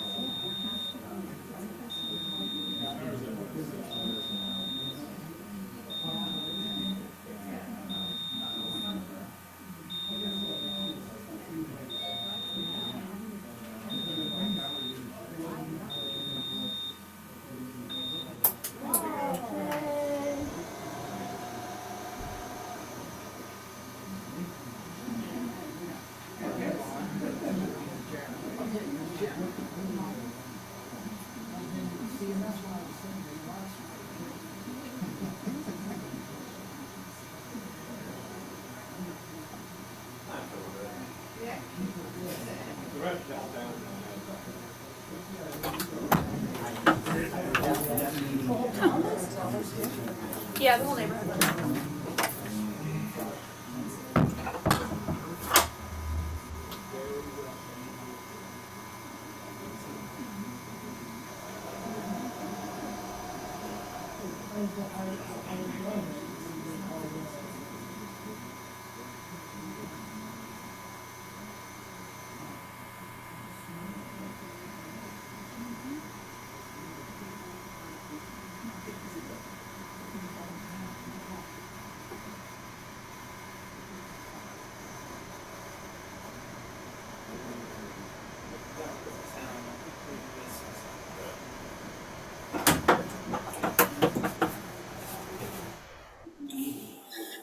Back.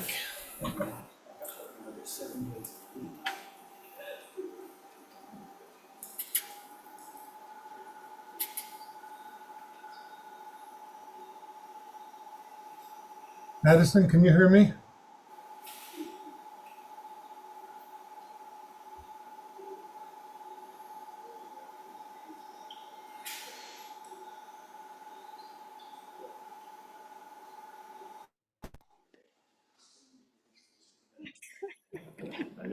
The safety feature.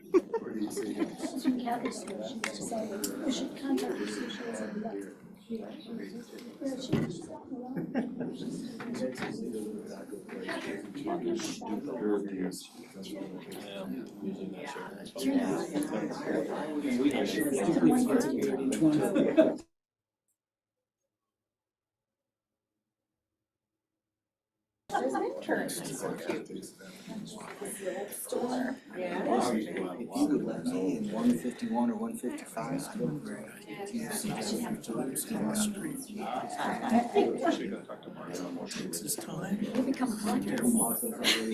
And he's gonna call it Marco. I think Marco's got a plan, but he, as Larry said, he couldn't find. Yes. What is he gonna do with it? Excuse me, can you hear me down there? Yes. Okay. Madison, I'm not getting it looks like the TV is the only one that went off. Yeah, I'm working on it.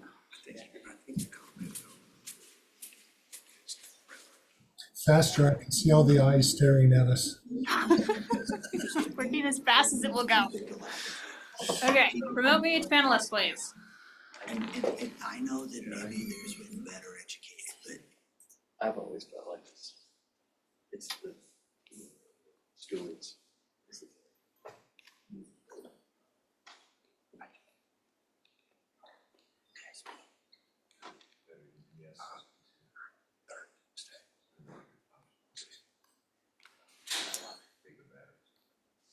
Yay! Yay! Of course. I brought this back. right? Because I'm gonna, you're not gonna live. I know, that's why I brought this back. Okay, we are back and we are still recording.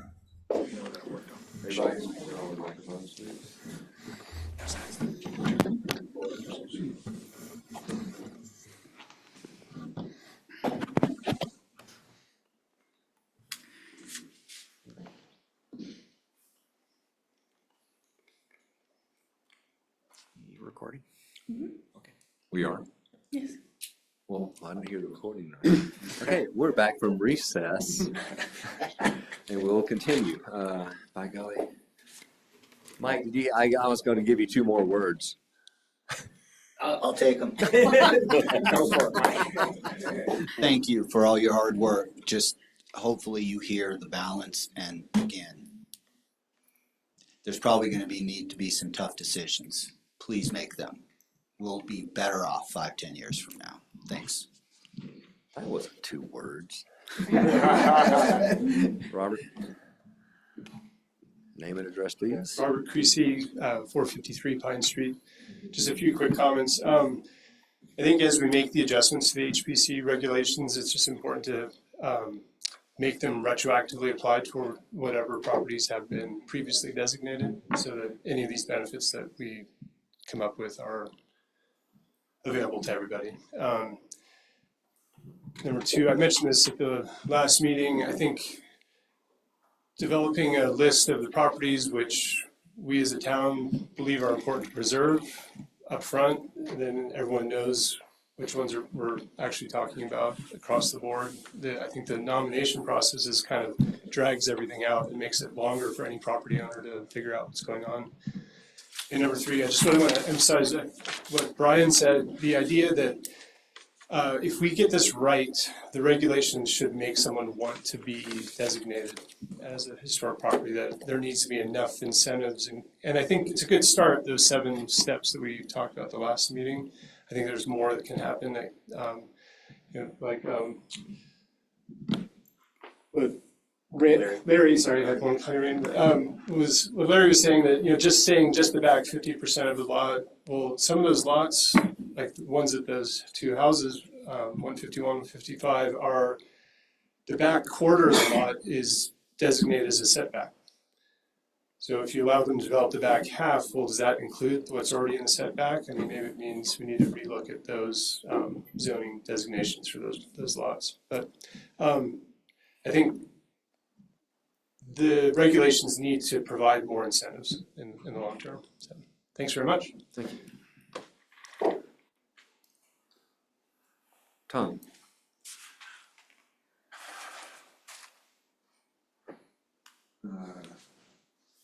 Hi, Tom Sullivan, 116 Nelson Avenue. The reason why we have vacant spots in town is because we have landlords that won't give you a lease, right? I mean, you're not going to go open a business if you can't get more than a year lease, right? Or that the rent is so high. Marco came back to Kathy and said, hey, do you want to open the Uptown store back up in that space? And Kathy said, well, I'd be interested. The problem was Marco wanted $4,000 in rent. And, our rent was $850 for about 12 years. And then MR Minturn bumped it up to like $1,200. And then it got to be about $1,400 a month. So we told Marco our numbers and said, it wouldn't be worthwhile for us to be open if we had to pay that much rent. The numbers don't work. So, and if you talk to many of the business owners in town, they say, look, the rent that works in all these little things is about $2,000 a month. Well, if you overpaid for the business and you think you need to get $4,000 or $5,000 a month in rent, well, then maybe you overpaid, because if those little shops, whether it's Chelsea's Yoga Place or Sunrise, can only generate so much money, well, that's what they're worth, So if you want a 10% return on your money, then maybe that building's not worth $650,000. Maybe it's worth $400,000. So I think that's worth it. And then MR Minturn, they won't give you a lease. They'll rent it to you, but without a lease. Well, who's going to invest in a business without a lease, or for a 1-year lease? I mean, Lynn had that problem this year. It's like, well, am I going to go spend whatever, 50 grand or 40 grand on inventory when I could be kicked out in 2 months? She's not going to do that. So, we at Minturn, historically, we've had affluent people own downtown. Say when Old Dog decided to shut the inn because it just didn't matter to him that he's so, that was devastating for the town, that he shut the inn for 25 years and we got no income off of that because it didn't matter to Old Dog. Well, but it did matter to the town, So the reason there aren't businesses in those buildings now is because of the landlords, not because there's nobody that wants to do business in Minturn. And be clear about that, 100%.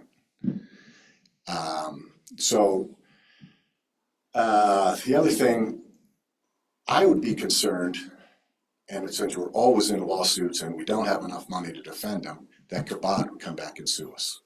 I told you, they didn't give a shit about those buildings. They just didn't want the Jews in town. I mean, that's what they're saying. So I hope you guys got that figured out.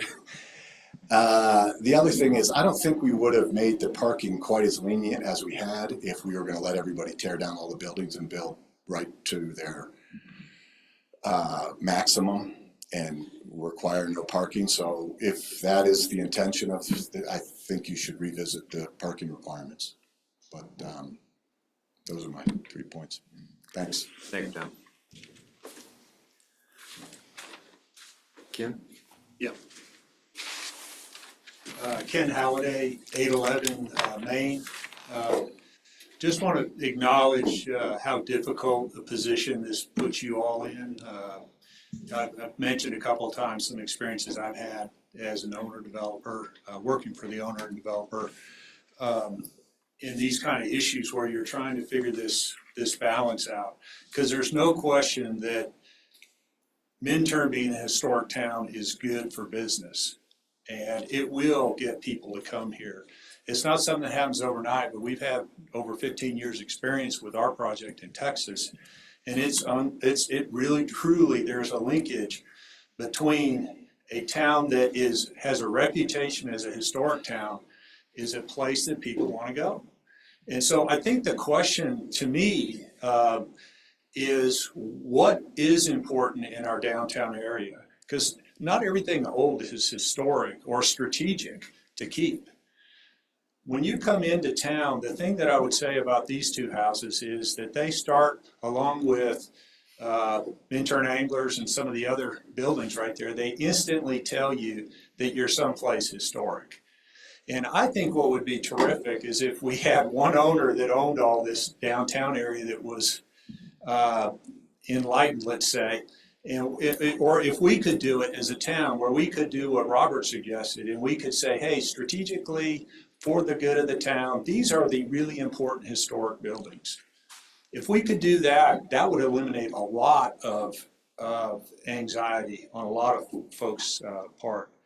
The other thing is if we could then, what Lynn asked, which is the question, what does it mean if you are designated historic? Because I agree, Brian, it should be an honor. I mean, it should be something exciting. But what happens in so many towns is the historic designation carries with it all of this bureaucracy and red tape. Well, in Minturn, based on our discussion, we're headed in the opposite direction.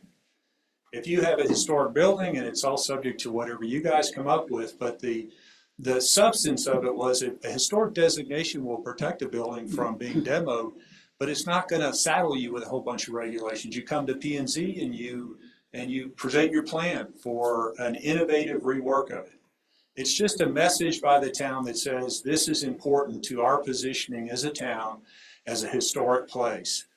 And I just think that these two houses contribute to our positioning as a town that's historic. It's right at our front door. It's right when you come in. Those houses are old. They're twins, which is really interesting. And they have a story that could be told and should be told. And they also had those huge shade trees, which we haven't talked about yet. But can you imagine if those houses and trees were gone and those were just, that was gone tomorrow, and you drive into town, it would just feel very different. What would we lose in terms of human scale and a sense of being in a historic place? And what would our operators and our businesses lose if Minturn loses its positioning as a historic place? I'd also like to just comment, I don't know, Lynn, that I can accept your request and give you what does it mean if you're designated, because I, as chair of HPC, can't answer that question today. It's very confusing. And so I think what we need to do is we need to drive this. Part of the reason that we got into this discussion was we asked for a flow chart, and it was so complicated. And then I think staff started talking, and there's a lot, we're totally aligned with reforming HPC and making it simple. But I think the way to really get to the simple is to create a frequently asked questions. What does it mean if we could fill that out as a test when we're done with this process that was started through the work session? And our outcome is that we can generate a frequently asked questions sheet that's no longer than 2 pages that we all feel good about. Then we will have arrived, because that's what we need to get to, so that people are excited about a historic designation, that it brings benefits, that I can do these various things we talked about. I get more flexibility. So in conclusion, just being known as a historic town, I think really gives our businesses, our shops, our operators a competitive advantage over time. And I think that positioning is going to grow more important, impactful, and more obvious over time. It took us quite a while to really see it clearly. And so I just encourage you all to accept the HPC's recommendation. Thank you. Thank you, Ken. You'll be next one. Kelly Toon again, 531 Main Street, member of the Historic Commission also. Couple points. One, I think there, at least in my view, I'm not speaking for everyone on the commission, but I think we're very open to creative, good ideas that preserve the building, but you can also add on to it, alter it, and definitely maintain it. I've been a member of the National Registry of Historic Houses and get a preservation magazine 4 times a year, and it highlights really great projects throughout the U.S. that have been saved and preserved, maintained, moved, added on to, and it's great to see these projects that have come across as successful across the nation. And I don't think a lot of people get to see that because I'm probably the only person in town that is a member and and gets that magazine. But when the power went out, I just walked around the block, and one of the projects that I worked with Tom on was the Jeffries House, and that's one of the oldest buildings in town with the red windows and the barnwood. And I think if that was a historic building, I think I would have voted for the addition, which added a whole, twice the square footage to the original house, tied in with the original house, all new building materials, but used the same language as the original house. And I think, in my mind, it was a success inside and out as far as what can you do to an old historic house that's, a tiny 2-bedroom with crappy everything. And I think we did a very successful job. I also worked on Helen's house, which I think, we found a lot of discoveries, and it was great tearing it apart and finding those things and highlighting them. And Woody, one of Woody and Lynn's house was my very first job in Minturn, behind First Bank. And that we actually kept it as close to original as possible, and that was moved in the 70s, I believe, from First Bank location onto the river. So that's a prime example of moving a project to make use for the beautiful First Bank building that's there now. But the developer at the time saved the house, moved it to the river, and it's probably one of the most beautiful examples of an old house restored in this town, due to the courage of Lynn and Woody and their experience in Denver. So when I hear about developers being frightened, I think mostly that has to do with our water situation, because we can't give out water taps. We also have limit on land, so we can't be Salida. We can't develop blocks and blocks of new downtown area unless the railroad gives up their land, which they obviously have slowly. And we are developing, and I think that's the only way. We have a very, very, very tiny downtown area, and I believe in it's the choice of the landlords have either closed down or extremely high rent, like Tom was saying, or the ability not to lease. It's a couple of houses that are closed in the downtown area. They could be rented out, and I don't understand people that just close down a house for 10 years and don't rent it out, but if they can't make $1, but no one forced them to buy it for that extremely high rate. And we're not Vail unless we get chairlifts. We can't afford $10,000 a month rent for a commercial space until we get ski lifts. So anyways, thanks. Thank you, Kelly. Good.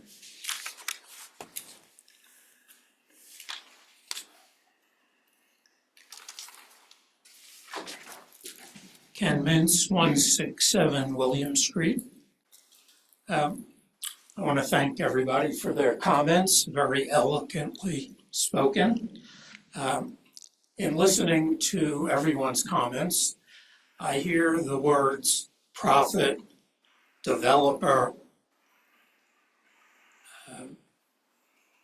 money over and over and over again.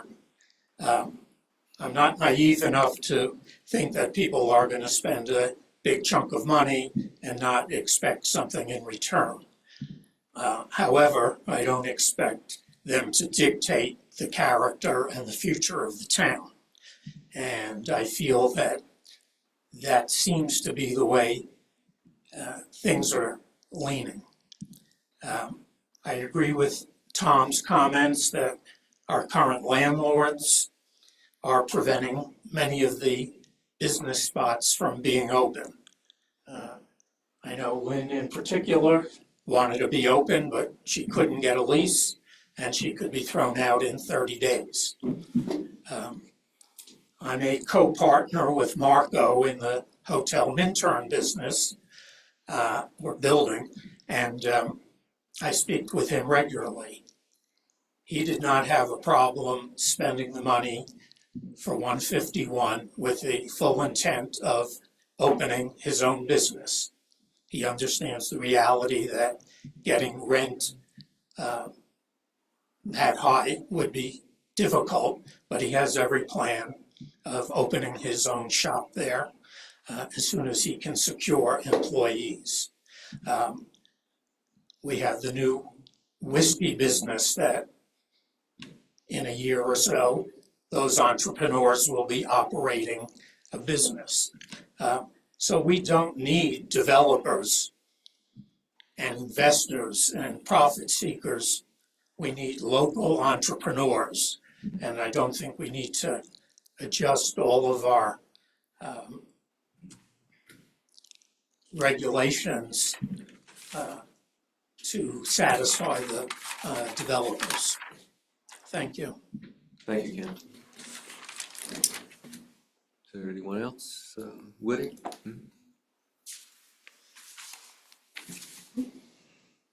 And should I Woody make a Woodruff. statement while Woody testifies that we are two different people and we have different views on many, many subjects. We are two very different, we know. Oh, yeah. Well, we do work together and we've done a lot of historic. Hang it. We've done historical places. 344 Eagle River Street, Woody Woodruff. You know, I grew up in Denver and started skiing in the mountains in the mid-50s when I was, snow was deeper because I was only that tall. And I have a lot of history. And even to this day, and many years ago, you run into somebody in Denver or anywhere else, as Mike did in Texas or wherever, in Dallas, and you mention Minturn. They go, oh, Minturn. I love Minturn. Minturn's so cool. Well, that's because Minturn is what people have been saying what Minturn is. And it's historical. It's got old houses and it's got that character that has been used as a marketing tool for this town for many years. And nobody else in this county has that.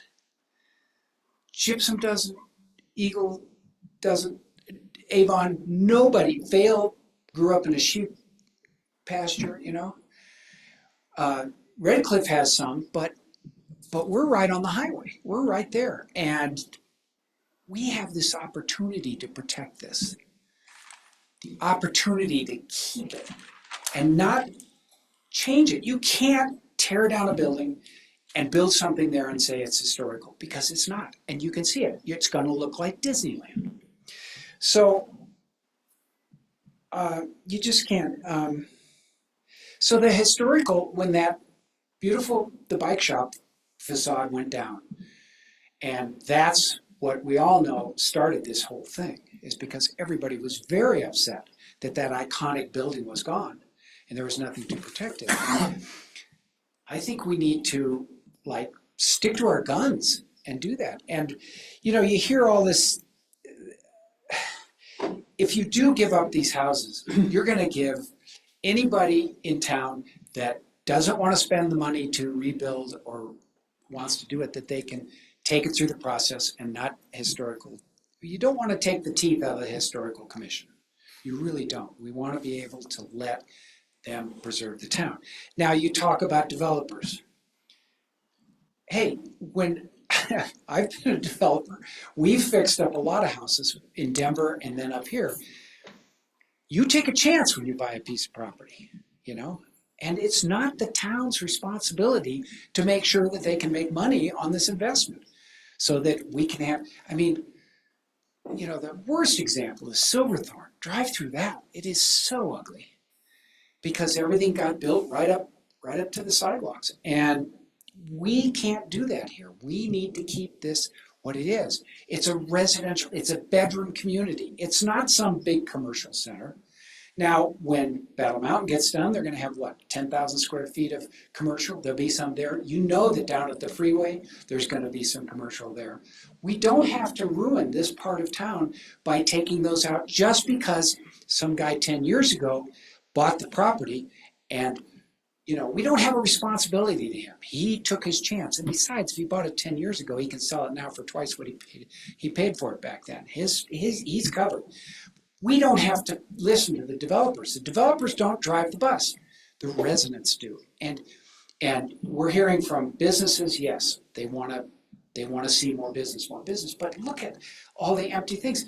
They built that building where the Mommy G building. They built that. It was empty for over 10 years. Empty. Nobody came. And Tommy made a great point about rents. People think that, oh, I paid, you know, they just think it's a gold mine. The guy that Mike met in Texas. Oh, I think it's great. Well, of course it's great. Everybody thinks this town is great and they want to develop here. But we don't want them to develop. We want it to stay the way it is. A bedroom community. Properties got more expensive. We're going to get more second homeowners. You're not going to be able to stop that. But I'll tell you, the Volusians that want to live in Vail don't come to Minturn. We're getting some really fine people coming into this town that have some more assets because they can be here.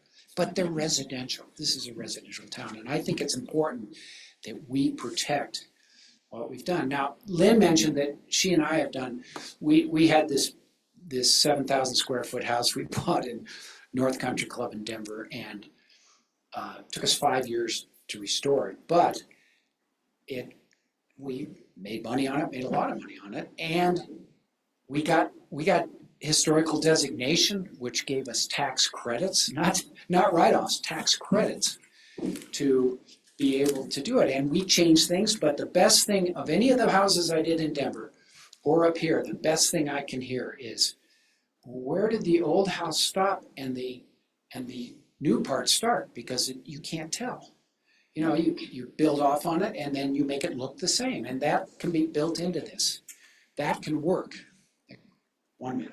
Okay, let me see what else I got. Well, anyway, let's keep it Minturn. Let's take our time on this. Let's not rush into whether we designate these or not.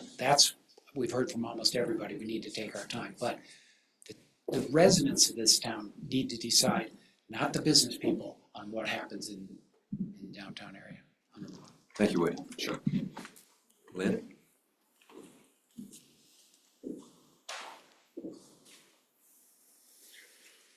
Lynn Teach, 253 Pine Street, resident. I also owned a service/retail business in Minturn for 41 years, along with living here. I will be addressing some of those concerns my customers gave me in guest books further on. I would save my house tomorrow if it's 75 years old, but the outside's been replaced. Therefore, it makes it unattainable to do that because the code currently doesn't. Not that other, and the house next door to me is the same way. If it's been changed, even though it still looks old, it's been changed. So maybe that's something else we can address in the HPC thing, that people who do want to add it, I'd do it tomorrow, but I currently probably would be turned down because it doesn't follow the ordinances. Back to the beginning, which is why we're here for 151 and 154. The eligibility criteria and the narrative statement included in these applications state the significant reasons why these two buildings should be designated historical. The application was properly researched, so there's no question on the application. We were not a mining town, we were a railroad town, therefore we were more middle class. Therefore our buildings are not big and fancy, they are older.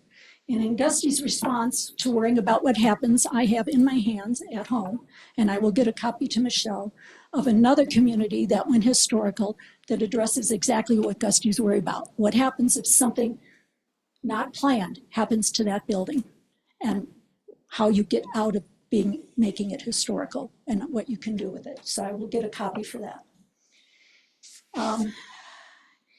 We are a town of people that love it for what it is. What is Minturn? Minturn, it is what you see here today. It's as simple as that. Minturn is the people, it's the businesses, it's the old buildings, it's the small streets, it's the beauty of the trees and the mountains we see around us without buildings blocking our views. It's that simple. It is what the residents of this town moved here for, most of them. I don't know many who haven't. However, some of you may have changed your views, maybe you want more now, but that's what we came here for. I'm going to read just a few comments from those books, and then I have a few more things to say. I love the mountains, native to Colorado. Would like to see this town remain as it is. We can never get nature, beauty, or resources back once we destroy them. Thank you for having the back of the people and this book to record our wishes. And that is from Helen Hilliard. We love to visit Minturn. The hospitality, the nice people, the shops with character, the unique items. It's a lovely town. Please don't change it. I feel like home. We'll be back. This one's going to shock you. Bob and Vicki Minturn Mayor. And yes, my maiden name was Minturn. My great-great-uncle was related to Robert Minturn. There aren't many towns that have this charm and have the forethought to keep it that way, keep the charm and the small town feeling. Minturn is the most unique part of the valley, referring to over there what I think they were saying. After you came to the valley on a regular basis, you want to come to a town like Minturn. It has the character and the rest of the valley is losing. If you change the character, Minturn, you'll become a Me Too. Dan McNamara. In regard to adding on to Helen's house, I think that needs to be further looked into the historical ordinances. I think there is a way that can be done to the side. It just can't be done on the front, but that's something we have to study further. I'm kind of disappointed in the fact that some of the comments that came from public aren't being read at tonight's meeting, because I personally went out there and made sure we got responses, because I'm tired of hearing that people don't come to the meetings. So if they can't come, perhaps they could send in emails and say what they feel. I think it's easier for them. It's not as putting them on point. And a lot of the people love these two buildings. So I'm glad at least we got them. I hope you all read them. I know there's one in there I'd like you to look for that was supposed to come in today, if Michelle got it, from another community that has historical, that addresses some of the situations in referring to whether it brings money or doesn't. And they've got studies to prove it does. And they were going to make some comments to that. And, you know, there have been many meetings in which we've read public comments to, whether it be historical or whether it be P&Z or whether it be council. So be nice to hear at least a few of what people say. Please do not get caught up in the capitalization of the town so much that you forget what makes it special. It will happen. that it's, you know, what's that movie? Build it and it will come. We don't need to build it, we've got it. We just need to get making what we have better. We need to get aggressive at loving it and making it work. Michelle did a wonderful sign, or the town did, for downtown outside of Alpine Kind that shows it. People are always there looking at that sign, trying to do it. Maybe we make a walking tour through Minturn. People are still taking tons of pictures of the Minturn water tank. My building is correct. My building was offered, people wanted to rent it after I left. I know that. And again, they were told no, they could not because they had it on the market and they didn't want to rent it. You know, it comes from the developers, it comes from the landlords. I wasn't going to stay and wait and be kicked out like the antique store or like Kathy was and given 30 days notice. I was at a point in my life where I didn't want to have to deal with that. I had a ton of merchandise and I could not go out and buy new merchandise due to the fact that I didn't know what was going to happen. Making it historical doesn't necessarily mean that it's going to tear apart the ability to sell it. It may take a little longer. Lynn's had a historical. I've had an 1897 home I sold. It took a little longer, but it was through a downward trend, but I still got the money I wanted out of it. It can happen, and I would appreciate your considering that. I worry as to how tonight will go. I want you to remind something, which I tentatively probably shouldn't, but I will. You currently passed an ordinance that made it from 1 year being able to renominate a home to 5 years. Think of that tonight before you make your decision, because that could really hurt downtown. And Ken is right. You can develop around the old and with new and make it work. And I'll tell you, 2 Hallmark movies that did it show that. Thank you. Thank you, Lynn. Is there anybody else out there who'd like to speak? Kathy? Okay. Hi, Kathy Sullivan, 116 Nelson Avenue. And I will have to say, I'll make this quick, but I owned and operated the Uptown store for over 13 years, 14 years. And I can say now that I really never had a problem with my building, or even a minor problem. It was great. And I know Marco bought it and put some renovations with it, and it's even better. So when I left that building, because I did not have a lease, it is a really cute building. And I think these buildings need to stay. And I can't tell you how many people I had come into my store numerous times and said how much they love Minturn, and it's the old town of the Valley. And I think we need to keep it that way. And we do have these buildings, and we're fortunate we have these buildings. And like I said, 151 Main Street looks incredible now. I mean, if you could go inside, Marco did a great job. And to see that be torn down and something else put up would be, I think, a huge mistake, and would be devastating to the town. So I feel like these buildings need to stay, and we need to keep the integrity of our town and keep the tourists coming in, because this is what they want. Thank you. Thank you, Kathy. Do we have anyone else here that wants to speak? I believe there are some people online Yeah, as well. I'll get to them. I'll take care of these folks first. Jay? Yes, sir, we do have one online. Tracy. Hold on just a second. Tracy, you should be able to open your mic up now. Okay, good evening, everybody. Can you hear me?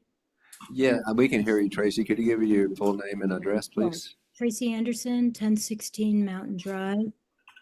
And I've lived in Minturn since 2005 and have been an owner here since 2019. And the reason that my husband and I decided to buy here was because of the character of the town as it is.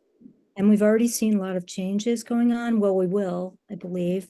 I mean, the streets are congested. There's developments to the north and to the south, and likely more to come. And frankly, we really want to live here for the rest of our life. So I'm asking you to look into the future and not just for the short term. I know it's hard to have a business. I've had a business and it was hard and it didn't succeed. I mean, it did, but it was hard and I ended it. But it's not like it's easy in other places. I mean, having a business in Vail is very expensive.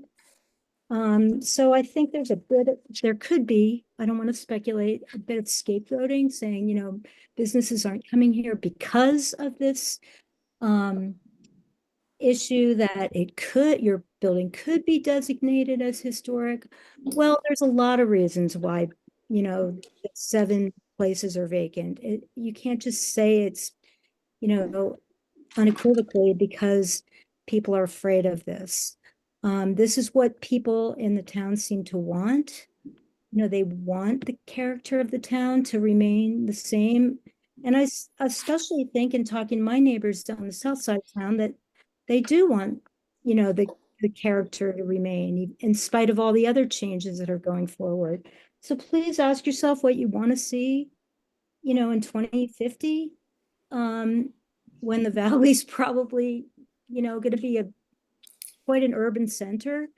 What do you want your town to look like? And I know all of you love it. And I just think we should really think about more than just the business aspect. I mean, it's the residents, like a lot of people have been saying. And, really, there's a lot of houses going down that no one nominated in town. We're just asking you to take these 2 and please protect them as historic homes for many, many reasons, but to keep this lovely town that we have and kind of give us a place to sit in the midst of all this other development. So I'm really asking you all to nominate these properties, please. Thank you. That's it. Thank you, Tracy. Jay, do you have anyone else online that wants to speak? No, there isn't. That's it online. Okay. I'm going to close the public hearing now. And I do want to make one comment. We have in the packet a lot of emails in that for comment on this issue. We also had some late ones. I would like to make sure that we're going to post what information came in late, and you can be aware. You can also go online to the website and look at our packet, and you'll see the letters that came in time to make the packet. And maybe even print out extra copies, so that if anybody in town that isn't an online person can come by and pick up copies as well. So I want to make sure full disclosure is made everywhere. Okay. With that, we'll go down the line with council. Any thoughts, Gusty? Questions? I'm still a strong believer in that the owner should have a say in it. I just feel that, they're the ones paying for the property. The town shouldn't be dictating that it's historic. I have no problem with these 2 being nominated historic if the owner actually would be in favor of it. And that's just how I feel. Right. Yeah, I don't know how that conversation really leaned towards development and money. I think if anyone knows me, from a personal and just general standpoint, anytime that I'm being put on the side of developers and things like that, I get a little scared and I'm like, what is going on? Am I doing something right here? For me, it's all about really understanding kind of how the town was built. Historical, I think, is kind of this tool that we've created. I'm not comfortable with it, and I'm not comfortable voting yes without the property owners at this current time on these 2, without some significant changes to the HBC to accomplish what I talked about earlier. And I also would like to know, that there's 2 books that I've read that really shaped my thinking on this. One is I think like the Zen and the Art of Motorcycle Maintenance kind of gets there. But A Timeless Way of Building by Chris Alexander was written in the 70s, and it talks a lot about how it doesn't really have to do specifically with the quality of the aliveness of these places. It doesn't have specifically to do with the type of siding and how old it is, or that kind of thing. It's not down to the nails that are in the structure. It has to do with the patterns of development, the organic way that towns grew over the years. And it just is a fact in the United States of America that when you find these cool organic places, they were all built in the 1880s, 1900s, before the 1930s, 40s, post-World War II development. So they have to be kind of old by definition, because that's when we built with these organic way of building, organic way of development. I don't think replacing one little building in downtown, what if you peel off the siding and put that back on a new structure? Is that materially different? I don't think that impacts the community. I think we're lucky to have a community that was built on these developing kind of organic ways back in the day, and one building is not going to impact it that much if we look at, if we have good code and processes around that to guide how our community uses it, how it fits in our community, and how it's viewed. I don't think anyone's asking to build Park Meadows Mall in downtown Minturn. So that, I think where I'm standing is along, I'd vote for these if the property owners came out and wrote a letter and said, yes, I want to be designated, but until we address some of the underlying issues with the HPC, I'm uncomfortable voting on this.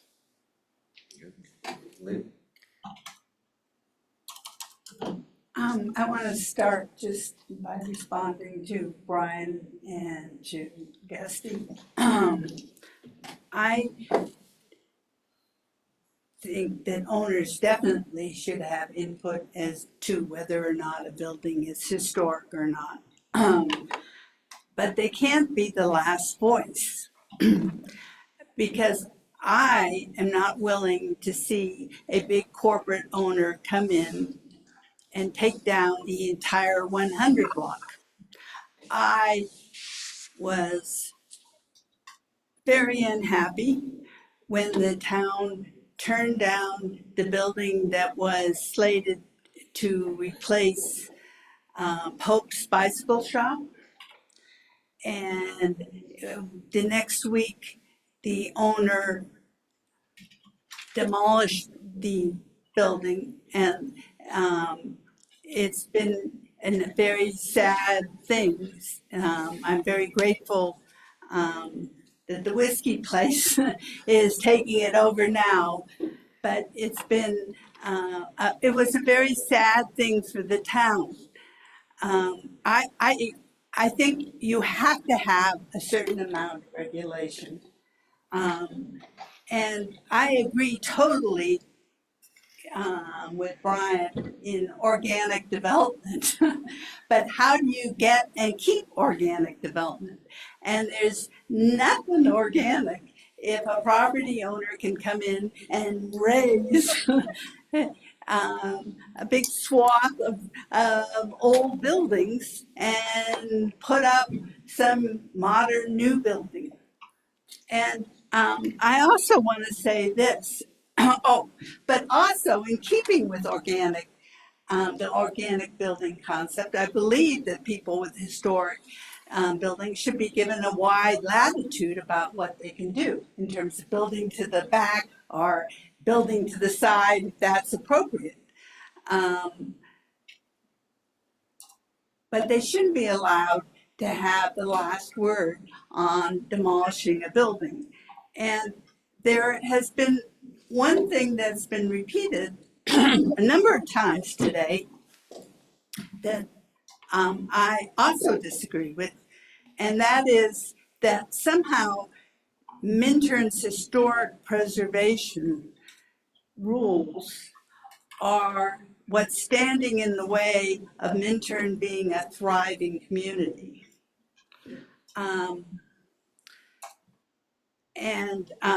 I remember the gentleman from Texas who's gone now, who talked about the developer he met who said, oh yeah, I wanted to come in and develop, I would have developed Minturn into a thriving community. And first of all, we've only had historic preservation for what, 2 years? We're at the very, very infancy of that, okay? But I've lived in Minturn for 33, well, at least part-time, if not full-time, for 33 years. And I can tell you that for almost all of this time, Minturn has never had much of a commercial community downtown. That's always been a problem for all sorts of reasons. And I can also truly believe that if the landlords would allow tenants to pay a reasonable amount of rent and to actually have leases, all the empty spaces in the 100 block would be filled up just like that.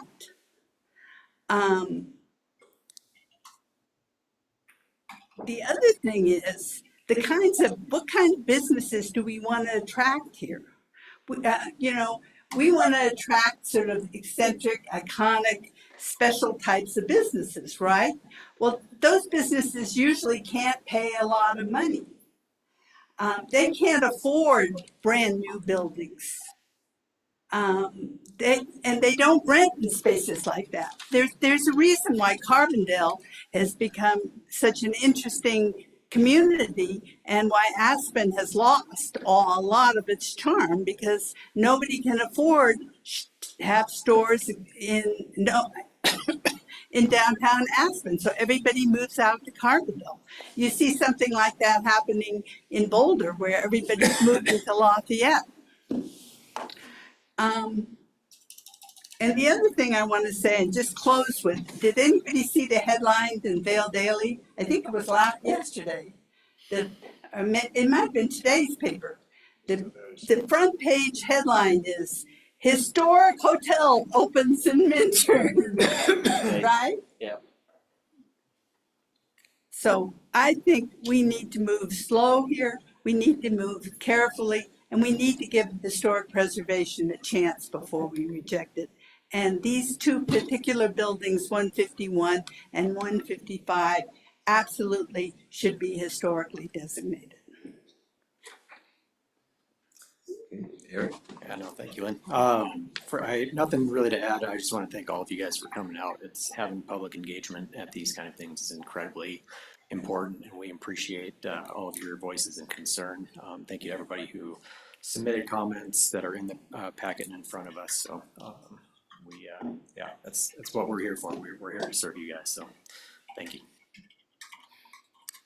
Okay. I wish we could have all our council meetings like this. But I'm kind of always been a moderate kind of middle path kind of guy. Find the right path to take. I think that what we're trying to do right now with the options that we had talked about at the last working session kind of meets that a bit, allowing preservation of the structures at 151 and 155. I wish Marco was here. We have tried. Michelle had found out he was in Italy. He did show up at the historic preservation meeting, and I heard someone here say that he's comfortable with what he's dealing with now, and he's found so. I think he's okay with whatever we do. Marco's a pretty smart guy, so he'll figure that out. But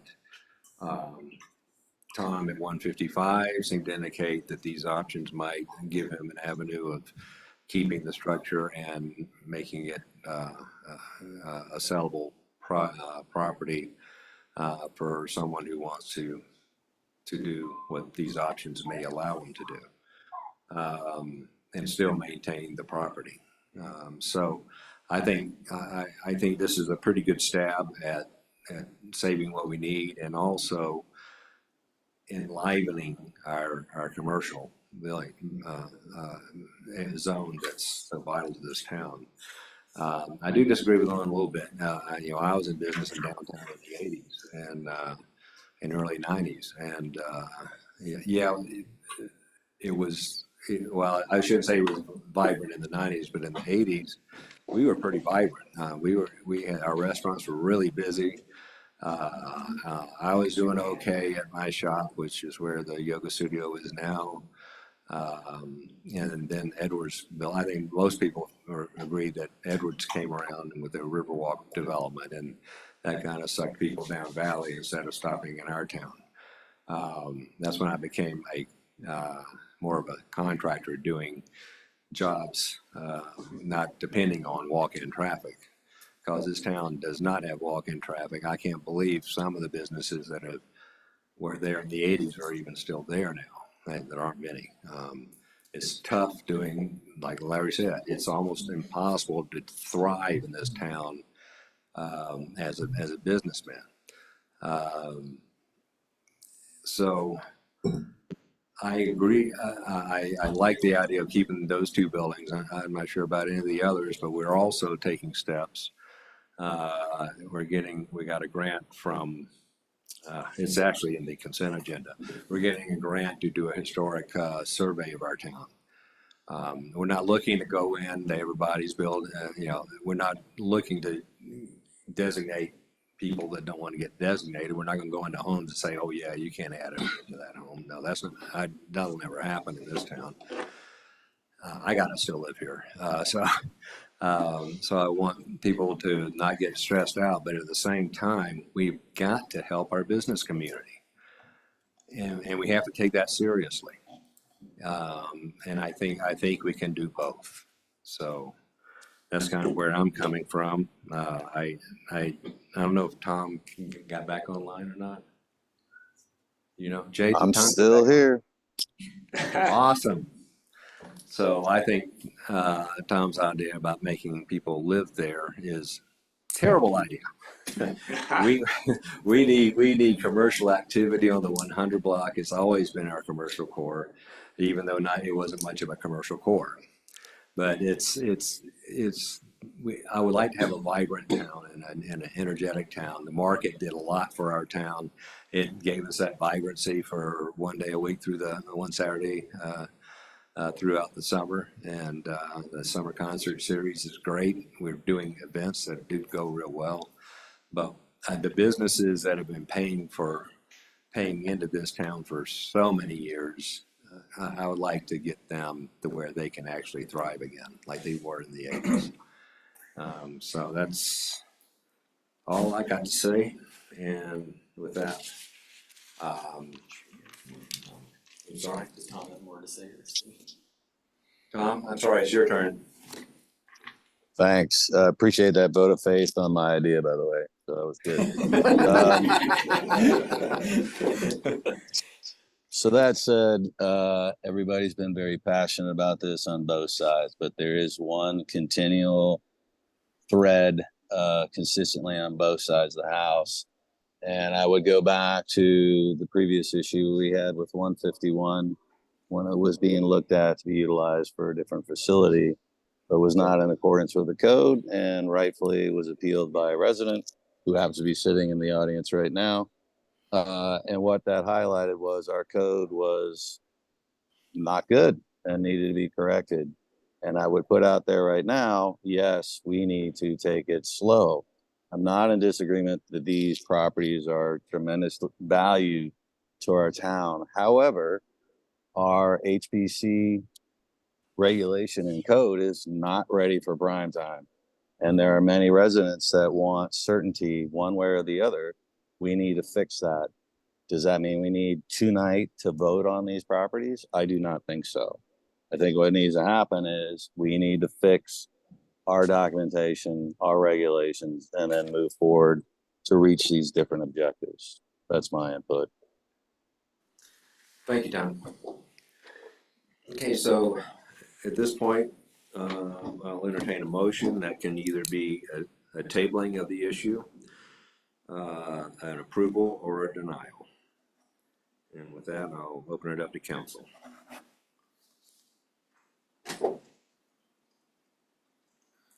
I'd make a motion to table it until we address I don't know what meeting we had that on the agenda for, until we address the changes to the HPC. It looked like there was a first reading in August, early September. So the earliest that the draft HPC ordinance can come to council would be the first meeting in September. pending how it goes at the HPC meeting and the Planning Commission meeting. It has to go to both of those commissions first. That's gonna be a busy meeting too. Yep. Okay. Okay, we have a motion. Is there a second? I'll second that. We have a motion by Brian and a second by Gusty. Roll call, please. Gusty, aye. Right on. Lynn, I. Eric, aye. Earl, aye. Tom, I. Okay. We are going to delay this and work on it a little bit more. And we'll be back in business either the first meeting or the second meeting in September. And if I can just identify that information goes out to the public at minimum 2 times a month, and it's also placed on the town website. So we work really hard to get the information to everybody. If folks can just remind their neighbors to open the emails when they receive them, there's a lot of information inside that we'd love to make sure everybody knows about. Thanks. Michelle and staff work really hard to communicate. I probably wouldn't still be here if she didn't, because boy, if you don't communicate with people, then you're going to fail. And we've been pretty good at it, but there's still a lot of people just get surprised by things. And I know everybody has their lives they got to move forward with, but and y'all could always help us if you know somebody that might be interested, talk to them about it. So that always helps. Yep, sign up, Yeah, thanks for your time in the chicken soup yesterday. you know? Who was in the chicken soup? Was it? Chicken. It was Chicken Man? I thought he was gonna be here tonight. He shows up at all the transportation meetings. I was looking forward to it. Oh, well. Thank you all for coming in. It's really important for y'all to do this, and I appreciate your time. Okay. Did that motion, because we had two No. readings, so we have to do the We'll same need thing to for open- 55, correct? Yes. Okay. Yes. But we don't have to have a 40-minute discussion out of it. So anyway, so next item is ordinance 12 series 2024 first reading, an ordinance amending the town's historic register to add 155 Main Street. And I call the question and request to make a motion to table that. So you have to open the public comment. Yes. For the public So hearing. no comment from council. I will open the public hearing. I had a quick comment, was just that if the owner, Seriously. would like us to vote on this in terms of, I don't know, I would like to hear from the owner in terms of like if clarity is more important than changing that. I don't think that will change how I'll vote, but I would like to hear the owner of this specific property, because the other one was not here, opinion on the stay. Does that make sense? We'll make sure that we have quality communication with both owners. But yes, I do believe Tom Warren is on the line now, if you're wanting to hear from him on his opinion on the continuance. Tom, are you still here? Not Tom Priest. Yeah, sorry, not Tom Priest. I am, yes. Okay. Hi, how you doing? So just wanted to maybe if we can converse a little bit more about your thoughts on this. Any more expansion on what you said earlier would be appreciated. Of course, after hearing what other people think, I think there's some clarification needed on some of our leasing tactics, which I actually just shared a few text messages with Michelle that she's free to share with the council. I have no problem with that. There's a little bit of hyperbole there, and I just want to set the record straight. And we also did not tear down Pope's Bike Shop because we were denied. If people that were in those hearings can think back to that time, we had Bill Pierce actually bring a proposal to the town council, not in an official manner, trying to get thoughts of what people wanted to see in that space. Comments were given. Bill went back to the drawing board, came back to a second meeting with changes to that design, and didn't get a very good positive outlook on it. So we came back to the drawing board and never presented anything ever again. We actually never took anything for approval or denial. We were having an open discussion of what people would like to see there. So I think it's a little bit disingenuous to say that we were denied and tore the building down, because that was not what happened at all in that scenario. Now, talking about 155 Main, I do think tabling it at this point is probably a good matter of action, because there is still some confusion on what that would mean when this is out there, of what these designations would mean with the changes. So it would be very beneficial to us as the owners of that property to know exactly what it means to get this designation, because I think right now, personally, I am confused of what this will mean. Does it mean what is in the code right now, or if we get this designation, it's approved as it's what is in those 7, thought process or ideas that came up in the previous meeting? I'm not completely sure what that means. Could you maybe give me a little bit of, I don't know, explanation on that? Can I go there a second? If we actually approve all the 7 and have an ordinance on that, how would you feel about that being designated historical? I feel much better about if those 7 things are the way of the law going forward. I would feel much more comfortable with the historical designation than I did when this first came out. Obviously, there's still caveats, because you can argue that if this is going to get a historical designation, then why can't it have its historical use of being a residential unit? It is probably more viable with those 7 things being the regulation than it is under the current way the historical designation allows. We agree that building has some historical benefits. We just need an ability to make it work for someone to sell it to or to lease it to. I believe that those 7 things actually get us closer to being able to do that. So I agree with some of the other people that, had thoughts that the property owner should be able to say yes or no if their property is given a historical designation. We believe firmly in personal property rights. It's sometimes confusing to us when other people are trying to tell us what to do with our property, because we bought a property with certain regulations in place, and when it changes on you, that's a very confusing thing to happen. And we get seemingly this thought process of being some giant developer, but we're not. We're a small group of investors that bought these properties and really haven't done much there. Yes, we did take the one building down, but in our opinion, it had significant deficiencies, and we were fearful that something bad was going to happen to it. We have not ever taken another building down in the town. We've never kicked anyone out that paid their rent. I mean, we've always been, forthcoming with the Minturn market and allowed that lease to continue. And we've carried a lot of people. I don't think everyone that speaks out and speaks so negatively of our organization understands the grace that we give some of these tenants to keep the town viable. There are plenty of tenants over the last 10 years that have owed us so much money, and we didn't evict them because we didn't want to create a giant gaping hole in the middle of Minturn with every building being empty. So in the end, it's, yes, we feel positive that these 7 things are a step in the right direction. I think for us, when we're looking at what to do next with the holdings we have there, we just need to know what we're able to do. And I would say clarification of what this will mean for us and getting this process finished is probably the most important, whether it be getting the historical designation or not getting the historical designation. At this point, we just need to know so we know what to do next. Thank you. Thank you, Tom. We'll be speaking some more and get some clarity for you. Thank you very much. Okay. So with that, I'll open the public hearing for ordinance number 12. Is there any comment?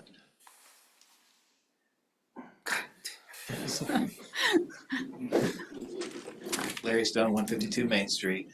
One consideration that is not mentioned as far as costs go for a business. If you have a triple net lease and you're dealing with commercial taxes, I know for the Scarab we pay close to $12,000 a year just for property taxes. It's unlike how it is with residential property taxes, where it's capped and it doesn't go higher.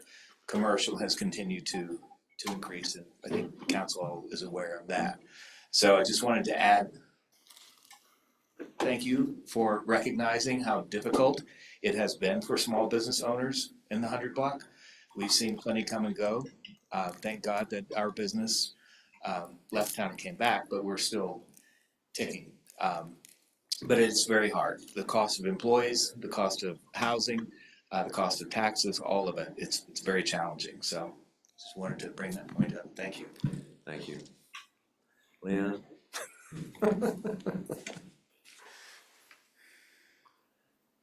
I'm not so sure where Larry gets the idea that residential taxes didn't go up because mine just doubled from 2,700 to 5,400 a year with the new assessment. So that's, and for a 1,340 square foot home and a garage, that's pretty good. That's pretty good. Other than that, I just want to say I would like you to consider in this one, everything you heard out there before. And to your public comments and all that. Because it's the same as it was for 151. Thank you. Thank you. Any more comments? Thank you. Jay, anybody out there want to make any more comments? No, sir, there's nobody with their hand up. Close. With that, entertain a motion.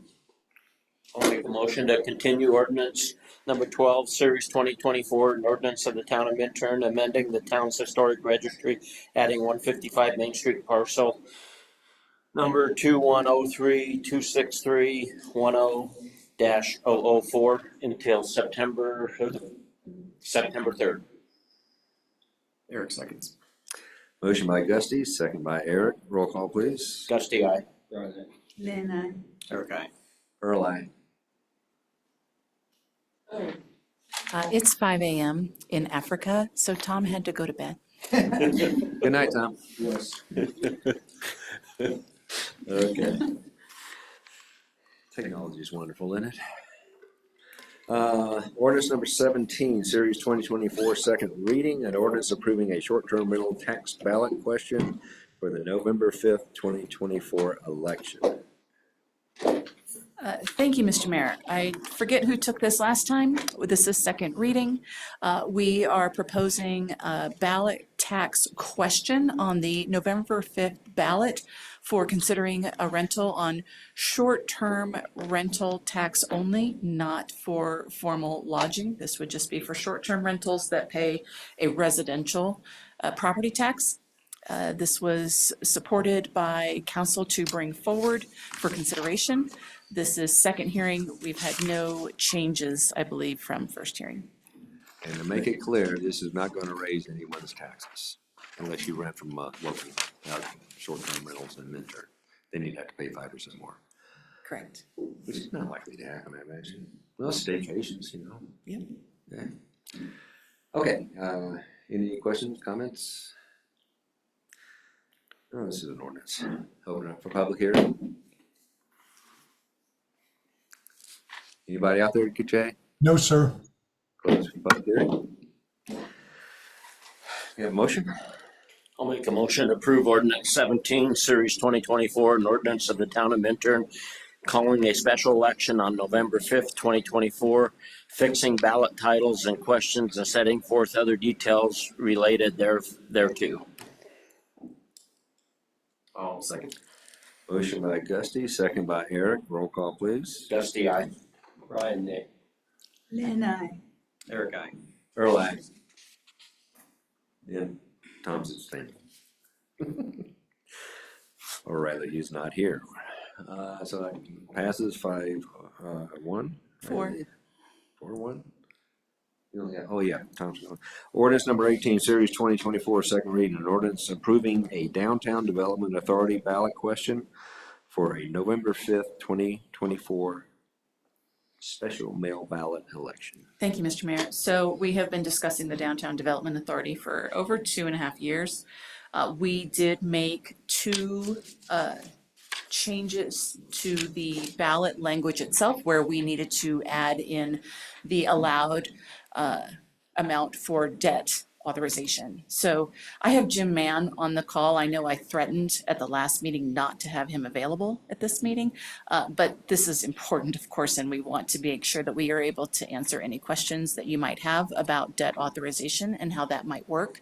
And so Jim Mann, who provided the memo identifying the recommended conservative, moderate, and aggressive debt authorization values is here if any of you should have any questions. We also provided in the packet the finalized version of the updated Downtown Development Authority map, which includes the CDOT right-of-way, as well as the United States Forest Service parcel to Dow Junction, to make sure that we could allow for any transit or mobility improvements that might want to be made in the future pertaining to the north end of town on Highway 24.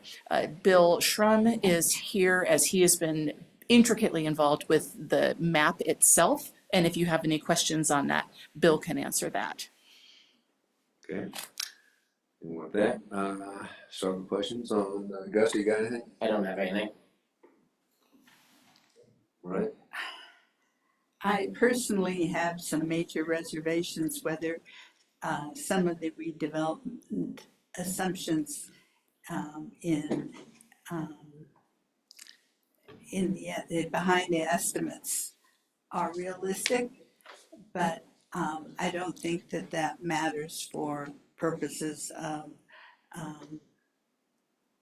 making a decision about ordinance 18. Is the Meadow Mountain Business Park in here? No. Really?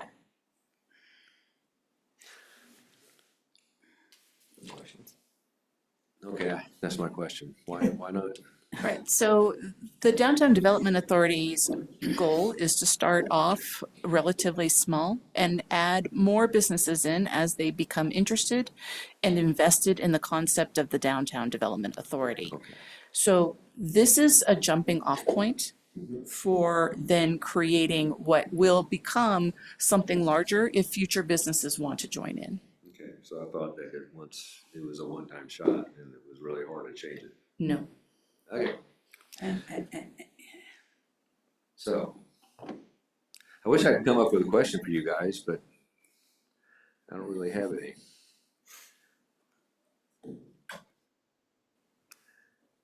Lynn, you want to ask a question? Hurry. Right, about a minute. I can run. You have an open public comment. I was reading the Public article in the comment, did you paper want- today, Do I- and I have a question, if Yes. you could please. Hang on, Lynn. Be able to settle public. Go ahead, public hearing. I said, I read the article in the paper today, and I have one question, because I'm not familiar with this, and what it means. It says that you would be taking money out to have a bond. Who is responsible for paying that bond back? So Bill Schrum and Jim Mann can both answer this in excessive detail. For the purposes of saving time, I will say the folks that take out the bond are the ones taking the risk, and or the folks approving the bond are the ones taking the risk. Bill will just eat this alive for me.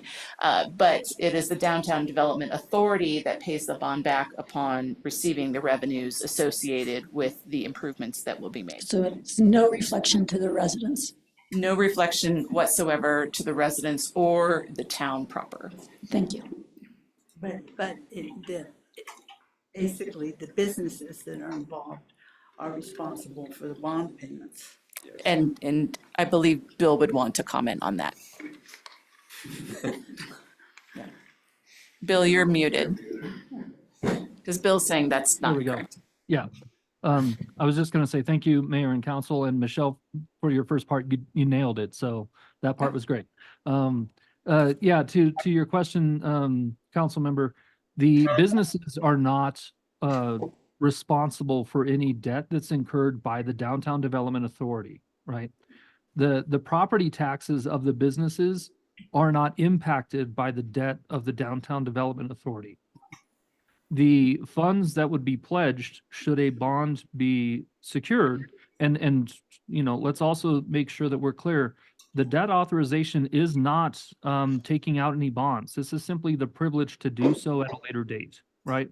So based on the policy and the agreement used to secure any potential future bond, there are ways of securing, you know, bond payments that are contingent on the revenue coming in through tax increment. So if that was the case, if there was no revenue coming through in tax increment, there would be no payment on the bond. And that is one way that these TIF bonds are structured. So there would not be a risk to the DDA. There would not be a risk to the revenues from property taxes of the businesses, and there's not a risk to the town. Again, that's one way of structuring the bond agreement. There are other ways, but in no way does the Downtown Development Authority's bond activity impact the businesses of the downtown. But, okay, I know it's not magic money. The redevelopment authority has to get the money to pay the bonds from something. Yes. You're saying it gets it from the income stream, but that income stream would normally go to the businesses. It does not. It does not get the funds from an income stream. The funding of tax increment finance is generated by the difference in the property valuations. So should the Downtown Development Authority be adopted and be set forward, there would be a baseline measure. All property tax collections that take place currently continue as they are. They're in fact even adjusted for regular, just as a baseline, valuations increase, the taxes collected and distributed stay in the same proportions. Any additional valuation that's generated due to redevelopment in the district, 100% of that difference comes back into the Downtown Development Authority.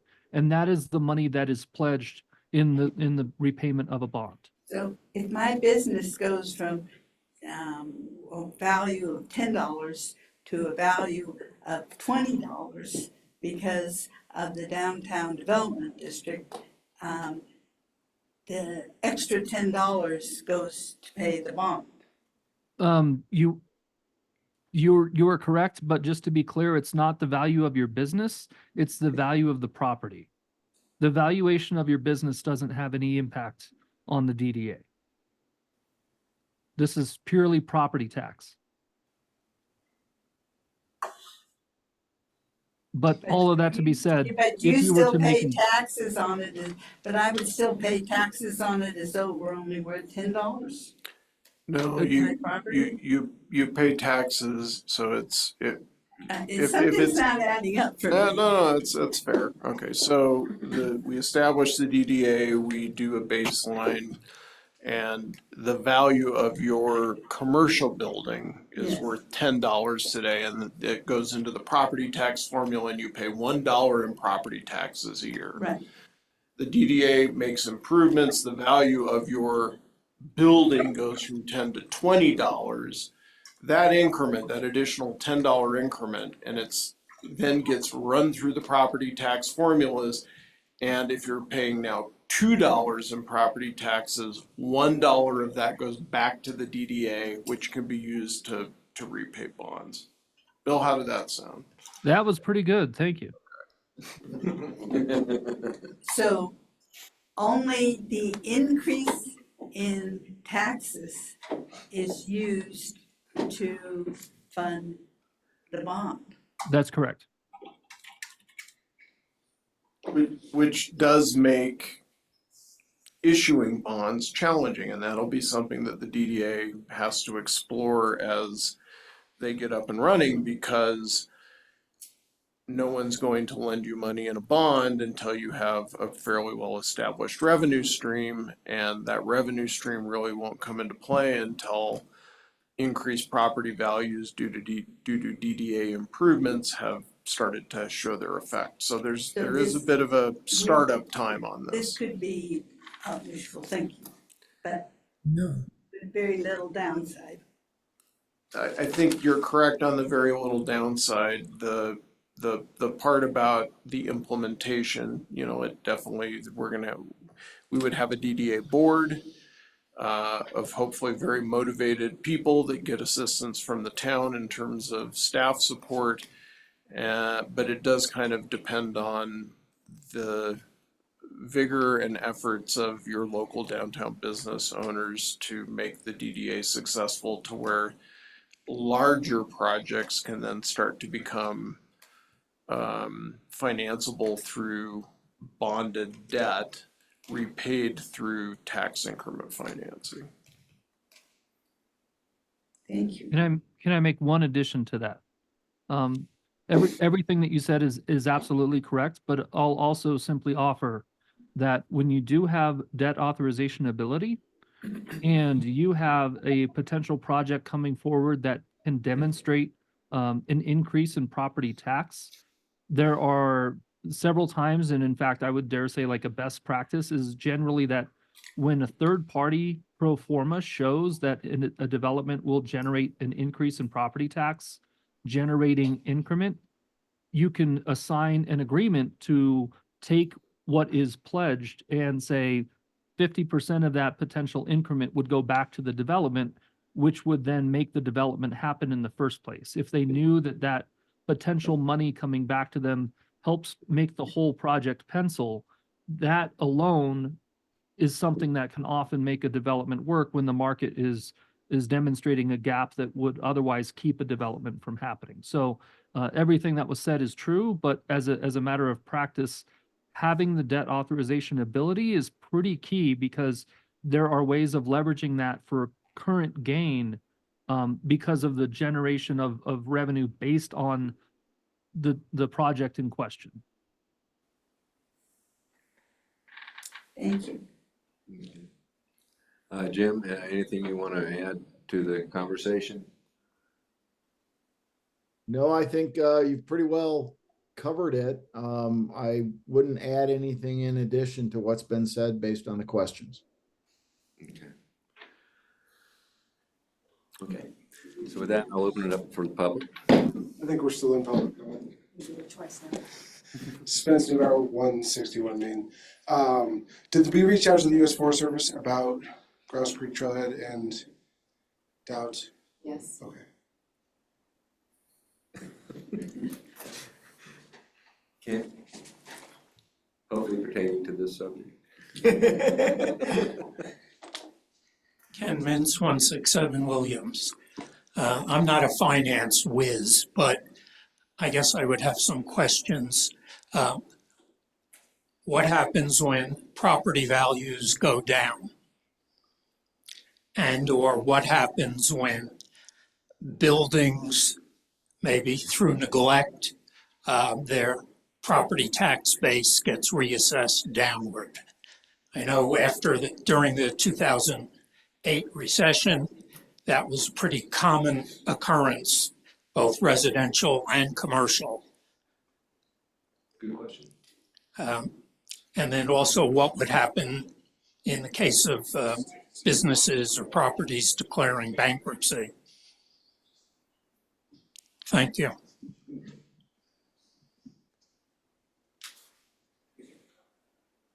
Would you like me to take that? Okay, go ahead.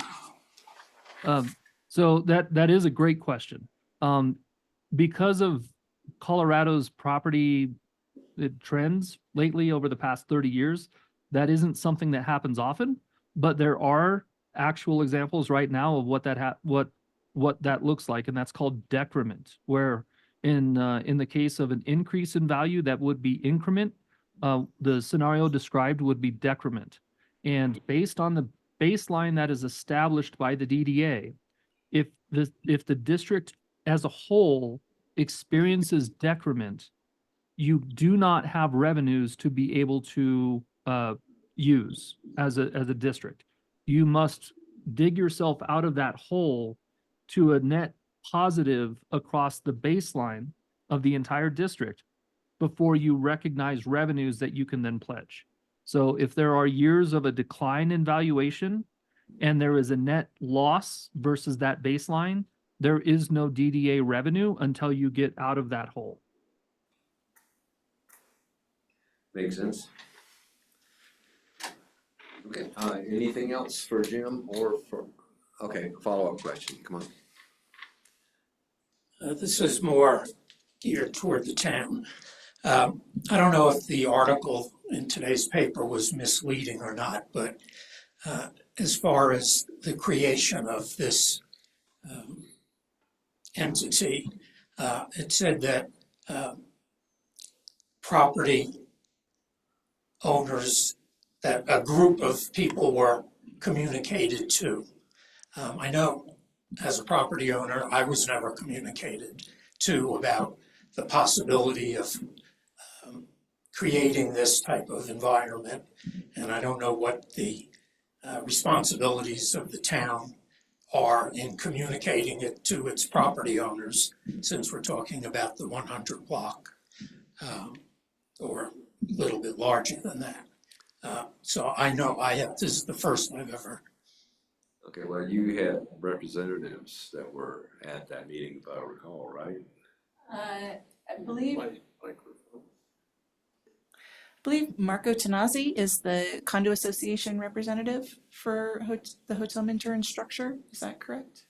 I have no idea, but he Actually- certainly didn't communicate anything to me. I'll leave that between the two of you. But so we did contact property owners in downtown that may be interested in this, knowing that it doesn't have to include the entire downtown, but those that might be interested, and that it can grow over time.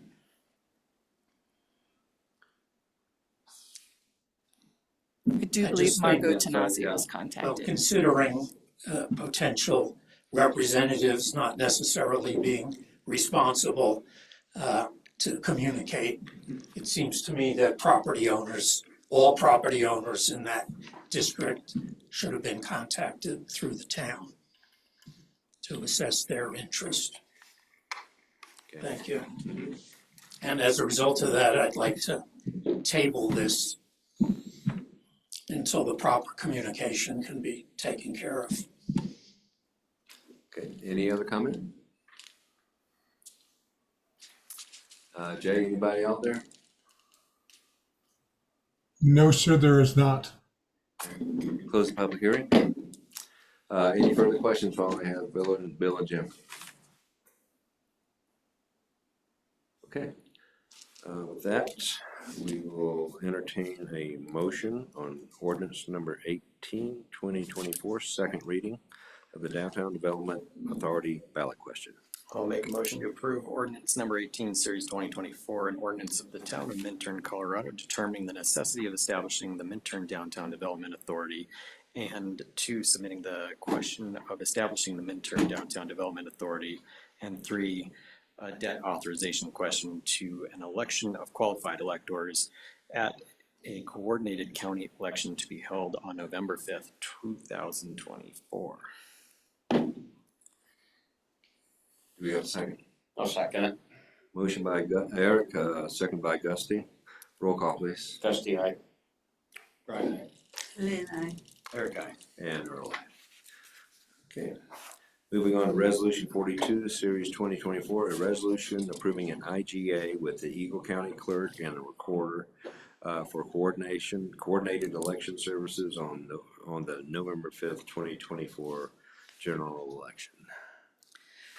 Thank you, Mr. Mayor. So this is an IGA that Jay Brunvand has set up with Eagle County to allow for the coordinated election on November 5th to take place. Jay, correct me if I'm wrong, this is essentially a housekeeping matter to ensure that we follow the proper steps prior to the election process. Correct. This is for them to allow us to be in their coordinated election as required by Tabor. Thank you. I will note this is just for the STR question. This is not for the DDA. The town will handle the DDA independently. Okay. Any questions for the board? Any questions for the audience? Okay, I'll entertain a motion. I'll make a motion to approve resolution 42, series 2024, a resolution of the town of Minturn approving an IGA with Eagle County for the November 5th, 2024 coordinated county election. Second. I'll second it. Motion by Gusty, second by Lynn. All in favor? Aye. Opposed? All right. We're out of business and end of discussion. We have the revised agenda. 45. Is that the packet? Where is it? The It was packet got updated yesterday, so if you had printed out the agenda before yesterday, this wouldn't have been on it, yeah. Okay, so next item is resolution number 45. What happened to 43 from 44? Okay, anyway.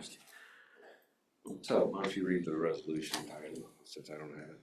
It's, Go ahead, Eric, yeah. so the title of the resolution is 4520 Series 2024, a resolution authorizing the mayor of the town of Minturn to sign a third agreement, or amendment, sorry, to a settlement agreement between Battle Mountain entities and the town of Minturn, extending the approval period and settlement agreement term. So, yes, so we are very close to being able to implement the settlement agreement. We are working on closing documents. One of those documents is a restrictive covenant, which based on my representations in a prior council meeting, we're gonna bring back to council for formal adoption at the next council meeting, so August 21st. Additionally, we are still working on getting an administrative approval for the exemption plat to create the various parcels which are needed to implement the settlement agreement. And we hope that that exemption plat will be approved, if not this week, early next week. There's then a 20-day protest period that will need to pass before we could then record the exemption plat and close on it.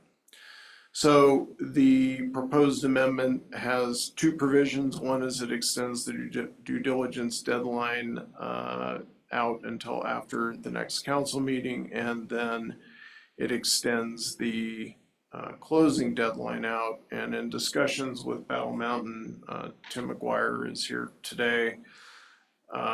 They have recommended, and I agree, that we push the outside closing date to, is it the 7th or the? I believe it's the 7th. Yeah, so to September, it would be the 6th, I think, Friday the 6th. That then gives this 20-day period time to pass, and it gives us a few days to coordinate with the title company and get all the documents recorded. So Tim can chime in as he might have a comment. Tim McGuire, 164 Railroad Ave. No, I think Mike covered it. I don't think there's anything more than that. Hopefully we'll be able to even close a little earlier, but this should give us some time if there's any delay. Okay. Any questions from the board? Do we have a motion? Excuse me, if I can interrupt for just 1 second. I made a mistake in the packet. It is resolution 45. This is the 4th amendment, not 3rd amendment, correct, Mike? I think that is correct, actually, yeah. And That's what the amendment to the agreement says. Right. And And the resolution itself says 3rd. I just want to point that out. And I will fix that. And we might make that in the motion as well. And the motion should Read fourth amendment. be for the 4th, and it should direct staff to change the outside closing date to September 6th. Okay. So we have a motion. I'll make a motion to approve resolution. Public comment? Not on a resolution. Okay. I'll make a motion to approve resolution number 45, series 2024. A resolution authorizing the mayor of the town of Minturn to sign a 4th amendment to the settlement agreement between Battle Mountain entities and the town of Minturn, extending the approval periods and settlement agreement term till September 6th. Eric seconds. Motion by Gusty, second by Eric. All in favor? Aye. Opposed? Okay. Next is Battle North diligence review. I think this is gonna be a bit of a group effort, because there's been a lot of work done over the last year. We do have Tim from Battle Mountain with us. We're also, we'll have joining us, we do have joining us Polly Jessen, who is the town's outside environmental attorney. We wanted to give both council and the public an opportunity to understand what has transpired in the approximately almost 1 year since the settlement agreement was signed in September of 2023 with Battle Mountain.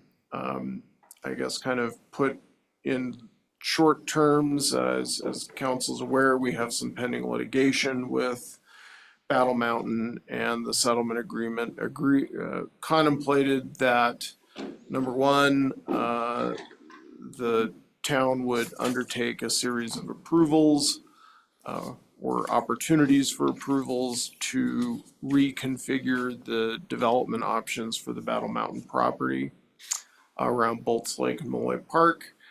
Number two, if those approvals were granted to the satisfaction of Battle Mountain, that the town would receive tracts of land, which would go to compensate the town for certain promises that had been previously made by the previous developer but not followed through on.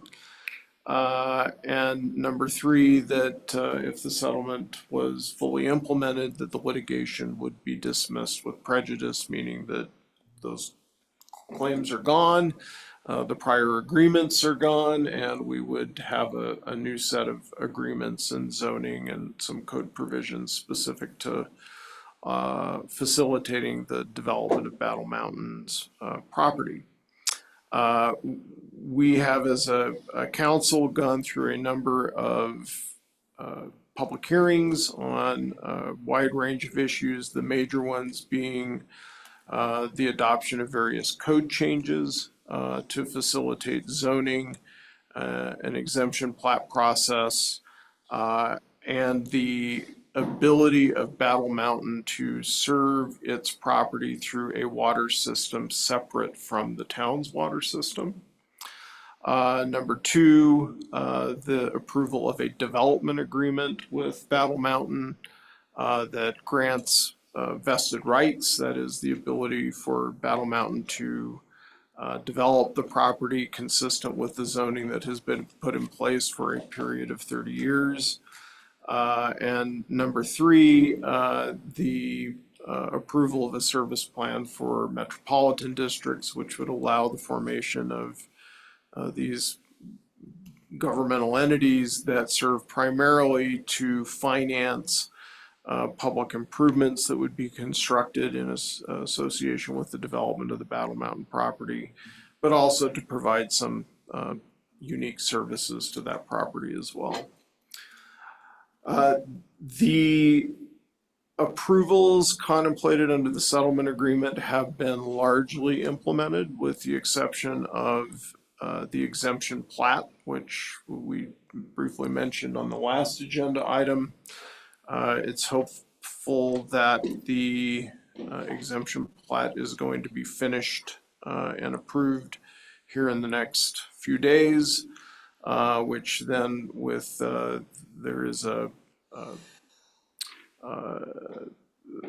appeal period of 20 days after that, which needs to pass. But that and the adoption of a restrictive covenant on what are known in the settlement agreement as the restricted parcels, which will come before this council at the next meeting. Those really are the last two items that need to be implemented before a closing of the settlement agreement can occur.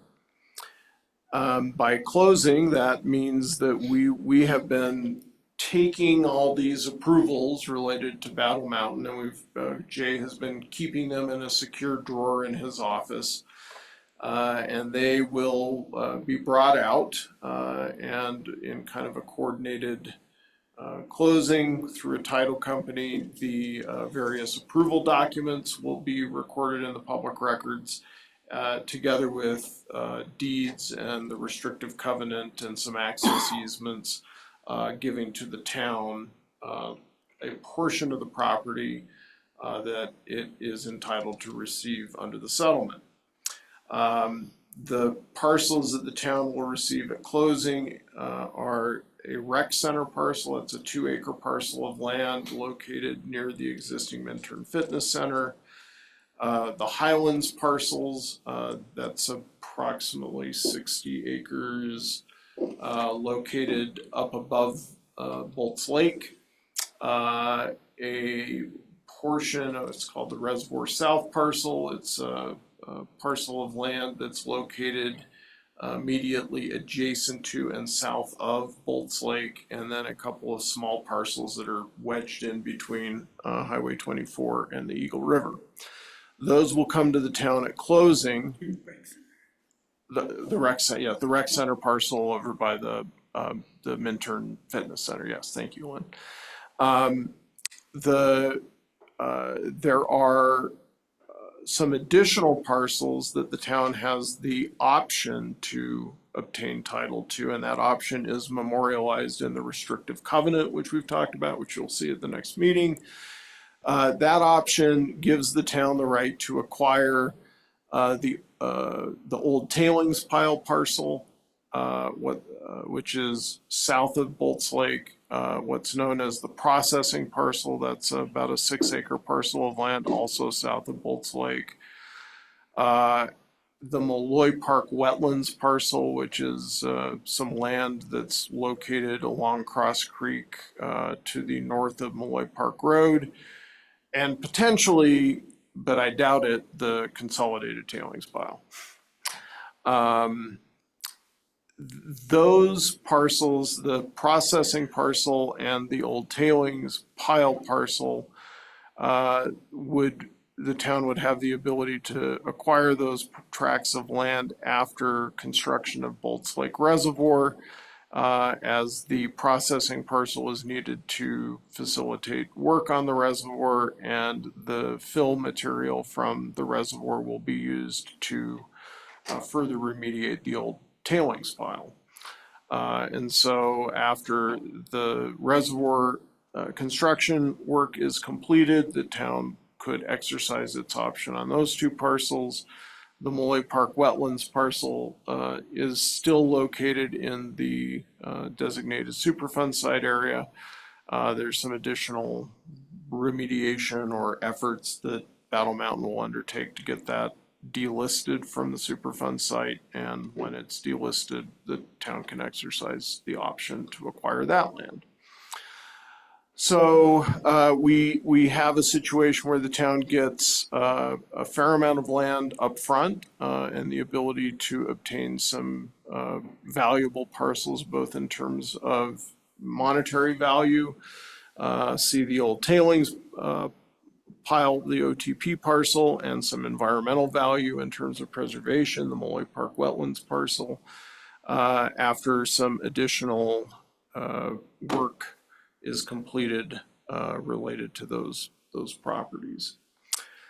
As part of the town's efforts in evaluating the implementation of the settlement agreement, we have done 2 main things of what I would term due diligence, and one of them relates to the environmental conditions on the property, and one relates to the determining kind of the value of the property, so we know that we're getting something meaningful in exchange for settling this lawsuit. And I actually am going to look to Michelle and Polly, who both led the environmental review of these parcels, as well as efforts to obtain some regulatory securities, or it's called a comfort letter from the EPA. And I'll let Michelle and Polly kind of describe the efforts the town undertook on that front. And just before you start, maybe I didn't hear it because I'm so tired, but we are also getting under the agreement that Battle Mountain cannot build more than 250 units, or if they are, so spa and wellness center, 220 units. Thank you, Lynn. Yeah. Hello, Polly. So Michelle, would you like me to take it from here? You're the expert. Thank you so much, Polly.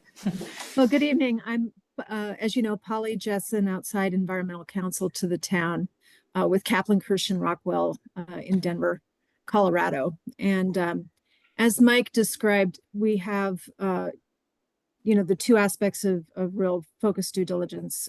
One of those was our environmental review of the condition of the parcels the town will be taking interests in. And secondly, what sorts of liability protections we can put in place with respect to the environmental condition of the sites. And so, again, I'm going to go through some background just for context, given that this is the nature of the meeting. And as we know, understanding and trying to manage the potential environmental liability was the necessary consideration because these parcels are in and around operable Unit 3 of the Eagle Mine Superfund site. So just to recap, the environmental and regulatory conditions of the site were much as we anticipated, but were confirmed during our due diligence. The Eagle Mine is an abandoned mining and milling facility, and that area is impacted by historical heavy metal contamination from mining activities. And they affect historically soils and sediments and groundwater across the site. So back in '88, the state pursued cleanup of the site under a consent decree with Paramount Global, which was the responsible party that successors have continued to conduct remediation of the site. And that remediation has been water treatment, waste consolidation and capping, and some other measures, and that are continued to be maintained by the responsible party. In other words, not Battle and would not be the town going forward, although some of those measures are occurring on parcels that are part of the settlement agreement and are considered the restrictive parcels that Mike discussed. So Battle, as the current owner, has a separate administrative order and settlement agreement with EPA that both helps manage its liability risks and lays out the guidelines for redeveloping portions of the site that won't be transferred from an environmental perspective. And that order restricts land use, not only on those parcels, but the parcels that are the restricted parcels that will be part of this or that are part of the settlement. And those restrictions are intended to prevent human exposure to the contaminants that remain on the site, and also to kind of set a path to lifting restrictions when further cleanup is accomplished. So that's the kind of current structure or regulatory structure and responsible parties at the site. There are certain parcels that are outside the boundaries of the site. They are not subject to these requirements. Those parcels within the site are either restricted and subject to these requirements or just within the site, and pose some potential liability to the town by virtue of adjacency and potential migration of contamination. So that's what we were trying to look at, what we've confirmed. And then our next step was to try to explore what kinds of ways that the town could acquire the parcels and protect from, reasonably protect against potential liability for contamination. And so I guess again, by virtue of, or for purposes of background, I'll just touch on what kinds of liabilities an owner of property is concerned about if there's historical contamination associated with it. I think top of the list is the Federal Comprehensive Environmental Response Compensation and Liability Act, or Superfund. And that's the law that's been governing the existing and past cleanup activities at the site. And it would makes any owner and operator of a site jointly and severally liable for contamination. And so fortunately, it also has some methods for avoiding or mitigating that exposure to liability. And as an owner or an operator of those locations, we were trying to take advantage of those and pursue ways to take advantage of those protections. The other kind of potential sources of liability we were trying to just pay attention to is Colorado, under its state solid and hazardous waste laws, has authorities to require cleanup of unauthorized disposal. And often CERCLA liability and those hazardous waste site cleanup authorities are both present at a site where you have historical mining and milling operations. So we wanted to just pay attention to managing any liability that might come on under those state statutes. And that's both related to disposal and also the requirements of those laws are triggered just by virtue of digging in contaminated soils. So again, we were looking to try to identify ways to manage that potential as the town acquires property. We also, on contaminated property, are always looking for mechanisms to be sure that if there's exposure to site users or contamination that migrates off the site, that there's also protection from claims for property damage or personal injury because of exposures. So with all of those kind of generic types of liabilities that come up, we looked for the measures to mitigate them. And this is the kind of structure that has been put in place or that we're wrapping up prior to the closing in September.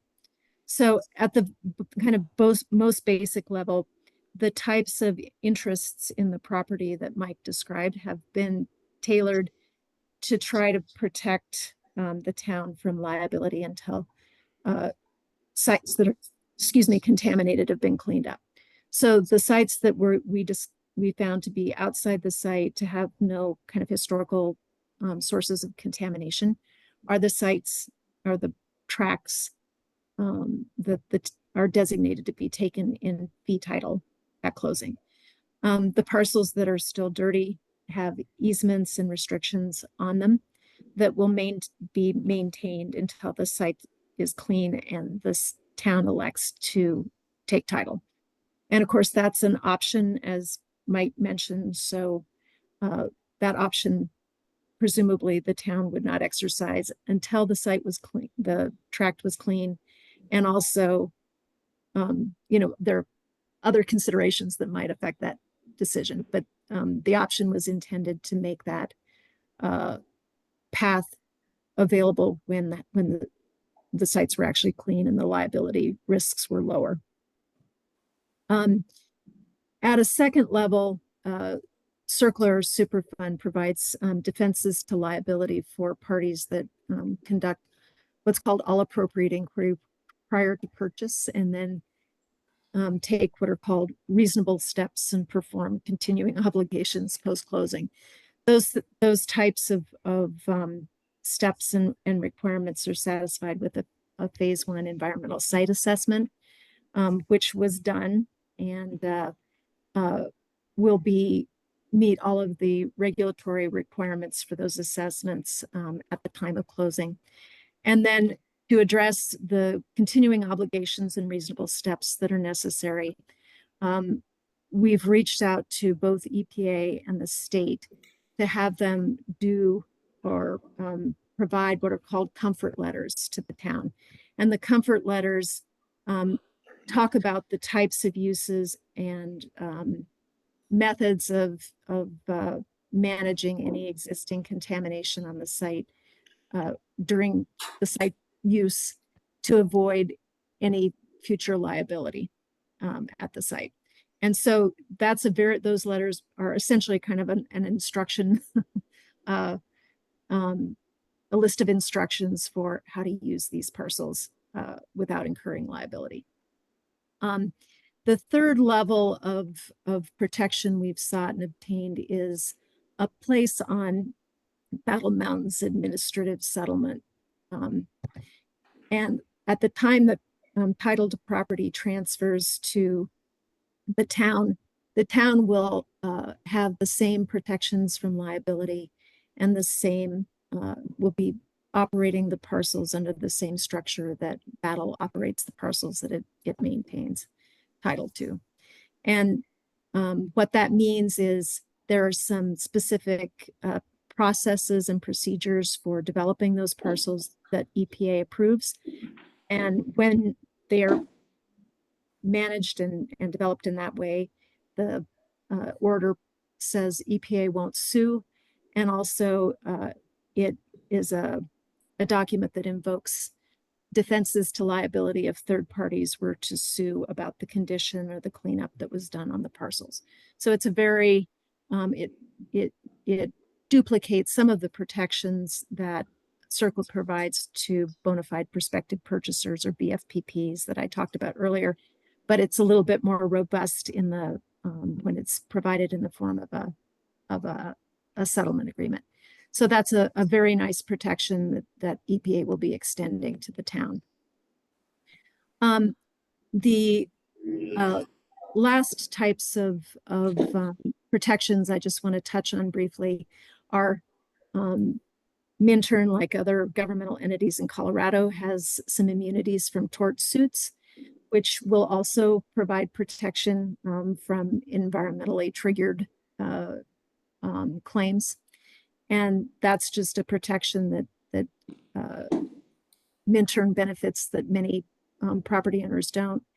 And then lastly, we're pursuing and trying to get finalized a position on the Battle Mountain pollution legal liability policy.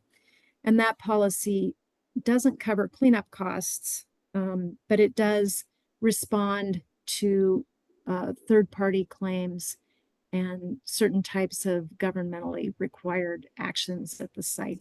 So having a position on that policy is a backstop to some of the other protections from third-party claims in particular.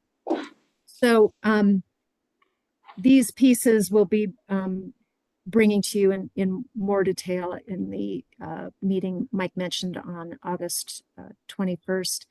You have a copy of the EPA comfort letter in the packet.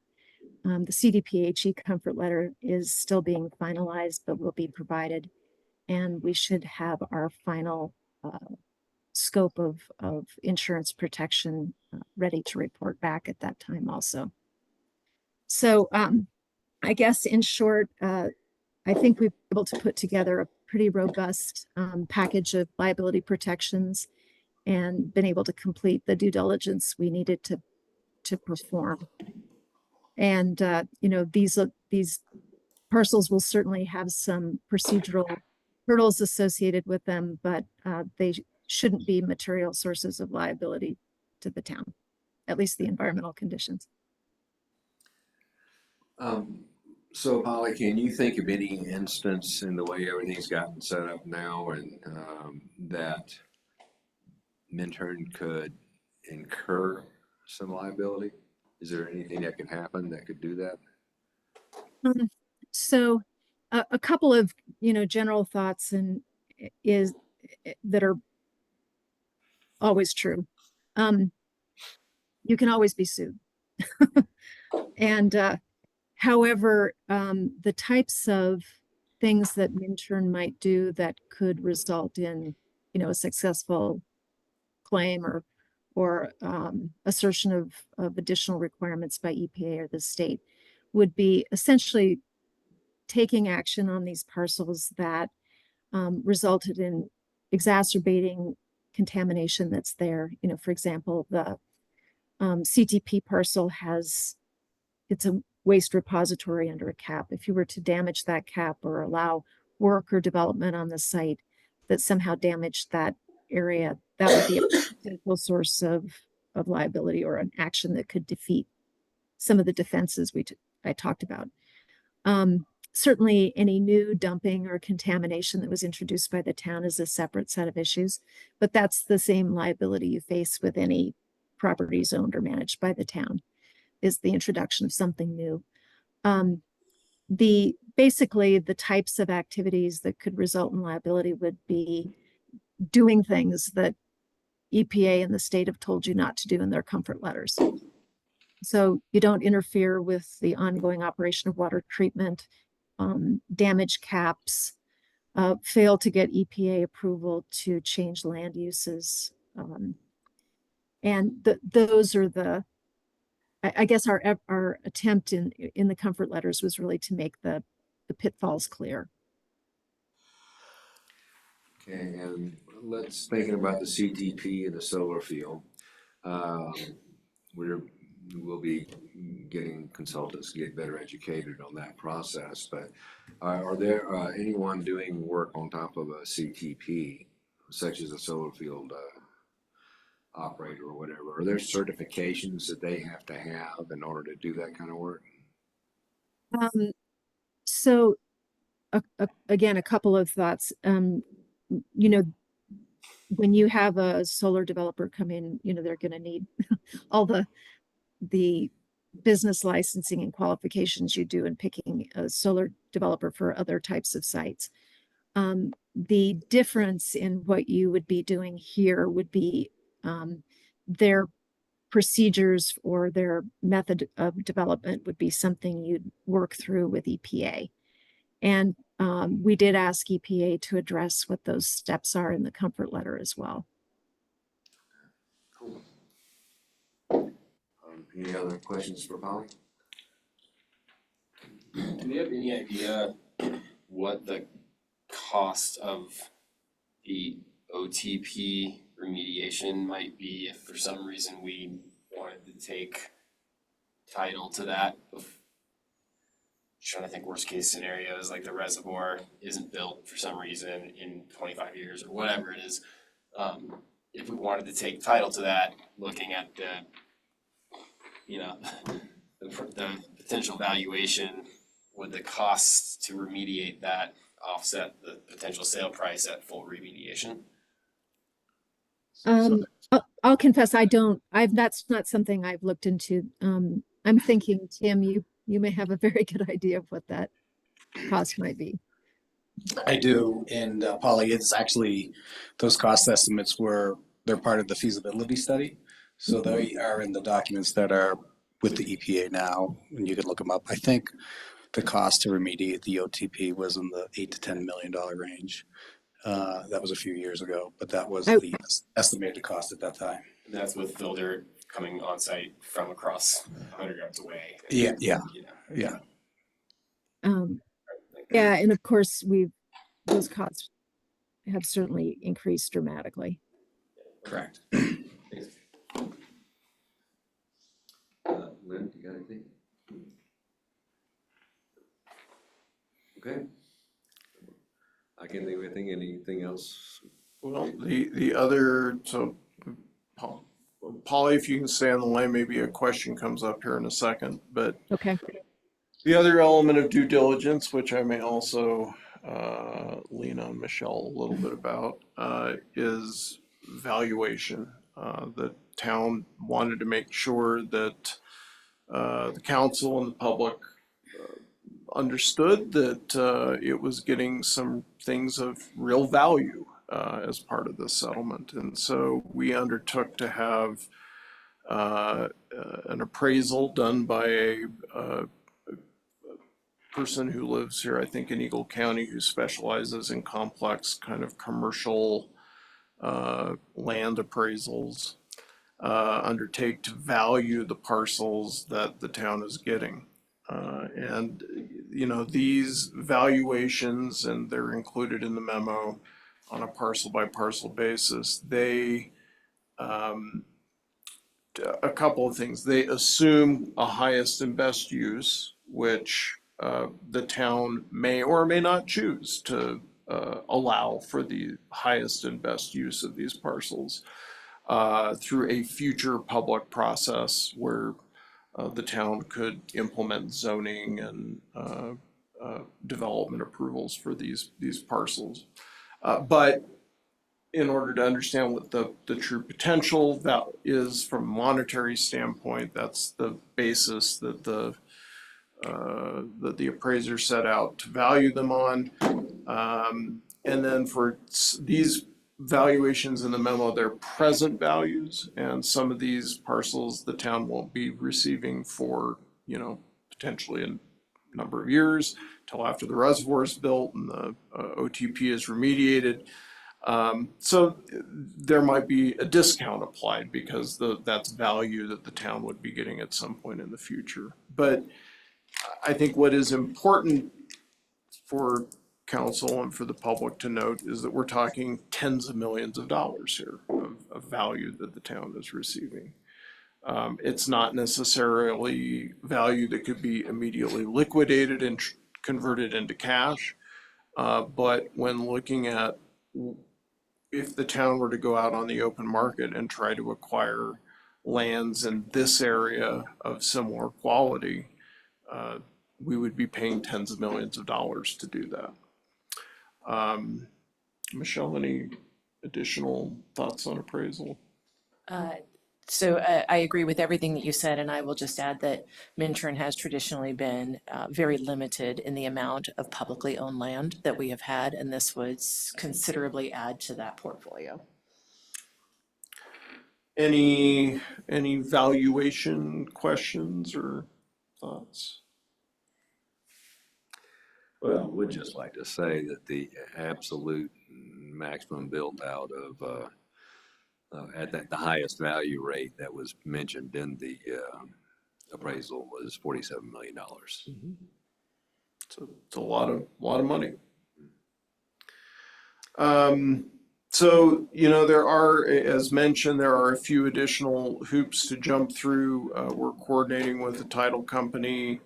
The town will be acquiring title insurance for the conveyance of the parcels that it will receive at closing. We're working again with Battle Mountain to get the closing documents in final form, but versions are being traded back and forth. Polly, did I understand you may have a few additional comments on the restrictive covenant related to environmental matters? I may. Okay. I haven't seen some of the most recent drafts. I'll get over to you what is, at least from my side, the most recent draft. Okay. But again, you know, this has been something, Battle Mountain, the development of this property has consumed at times lots of the bandwidth in this town going on for almost 20 years. I think that through leadership by the council, by Michelle, to push to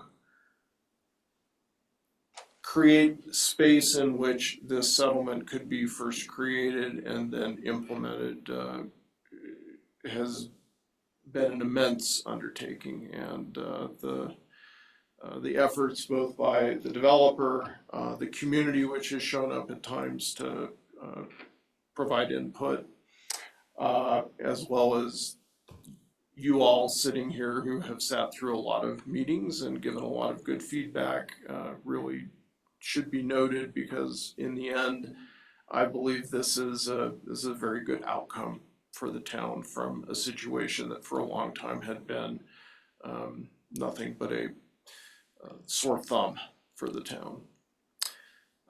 So Michelle and I and Polly are here to answer any questions. I think in light of the goal that we had to make this public, if the public had any questions about this, it would be appropriate to have public input as well. And so if I can just make one clarification, and I look to Tim to correct me if I'm wrong, but in light or in regards to the parcels that we will be taking or considering taking immediately versus upon a later date, the rec center parcel, Tim's team is currently working on a remediation plan with the EPA right now.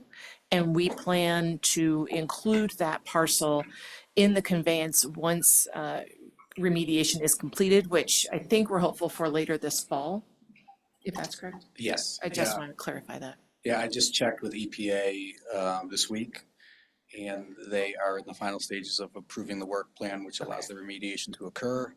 And I indicated we were talking to contractors and we were hoping to do it this fall. Was that still a possibility? And they said yes, they thought it was reasonable to expect the work to be done this fall. Great. Thank you.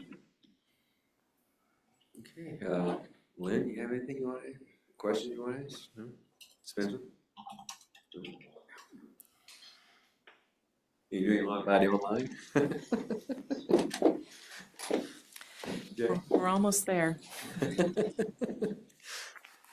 Okay, well, if that is it, we're done with the discussion. Polly, thank you so much for hanging in this late. It's a pleasure to be here. All right. Have a Thank good you. night. You too. I think we should clarify that we do have this big shiny dollar figure on this estimates and the things, but there is going to be, assuming this settlement is executed and everything goes smoothly, a lengthy public process to decide how to best use, not use, etc. Any of the land that we get as a town, so it's not assumed that there's a Coldwell Banker sign going up in the yard immediately. Just for anybody watching it, thank you, Lynn, thank you, Spence, for staying. I wish the chicken would have been getting people in for this discussion as well yesterday, because it's super important. Yeah, we look forward to those discussions too, and we hope to have a big turnout to discuss ideas and so forth and what people want to happen down there. Okay, thank you, Brian. Anything else? Do we have a motion for adjournment? So under future agenda items, I just want to point out to council, the first council meeting in September will be scheduled for Tuesday, September 3rd. We'll be making an effort to get that change out to the public, but I've received information that it sounds like all council members can be available on Tuesday, September 3rd in lieu of the Wednesday, September 4th meeting. We will be discussing now both the 151 and 155 historic designations, as well as the water treatment plant 30% design and cost estimates. On September 3rd.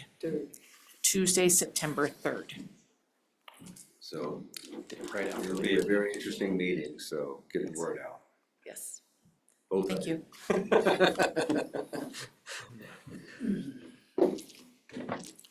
Now can I? I'll make a motion to adjourn. Is that a second? Motion by yeah, I'll take that in a second for sure. Motion by Eric, second by Lynn. All in favor? Aye. Opposed? When, don't leave. Oh, I like the change. When did we get? Yeah, I'm gonna tell everyone to show up on the floor. Yeah. It's normal Wednesday. Happy Gilmore.